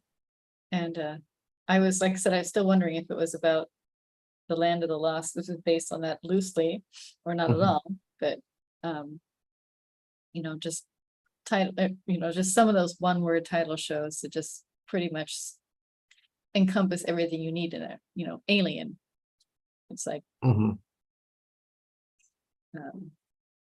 sure I can think of some other one-word titles, but Oh yeah, Jaws. the first blockbuster and things. So what are we doing next week? As of now, thank you for the segue, Vicky. Very appropriate timing. As of now, I don't know. Where did I had it up somewhere, I thought. Is it Black Mirror, or is that the one? Oh, next? I think you're right. It might be Black Mirror. It's coming up. I don't know when it's coming up though. And I was hoping to look at others, but we didn't find many Black Mirror, yeah. scripts. So yeah, it's 15 million merits is the episode. It's 102 for Black Mirror. Again, anybody watching, you haven't watched Black Mirror, if you like, I guess sci-fi things, I highly, or even stuff, it's not quite the same, but Twilight Zone-esque type stuff, I highly recommend watching the series, and I recommend skipping the first episode. If you want to watch it after you watched all the others, then watch the first episode. Yep. Why skip it? I haven't seen any of them. If you watch it, you'll know why I said it. Yep. The reason I say skip it is because it gives you a certain impression of the series where you might stop watching it in the middle of that one and you won't go back. Oh, But the other ones are not like that. Yeah, kind of, yeah. Polar bear. I mean, they kind of hinted that that's going to get crazy, but then without knowing other stuff, it felt too out of place where it took me off. But like, yeah, they picked a certain type of subject matter and handled it a certain way that could throw off a lot of people. And the other episodes are almost all kind of similar feel and stuff that is very different from that one. So Interesting. So that one, the pilot didn't go where the rest of the series went. Supposedly. well, though there was it called? What are they called when each one is self-contained? Anthology. okay. So that's what Black Mirror is, like their anthology, the all individual. It's kind of like a similar theme, like Okay, where- so like Twilight Zone, there's no continuous story. It's just each one's an individual vignette. yeah. I mean, that one's a little bit more maybe mystical, or I don't know the proper. I'm just Twilight Zone, but these ones are a little more technology based. Most of them, and not as much the newest ones, but it's like potential futures with where our current technology is taking us. This type stuff is how I understand And it. Super 8 is coming up, but Super, yeah, when? Maybe the weekend after that, or week after this?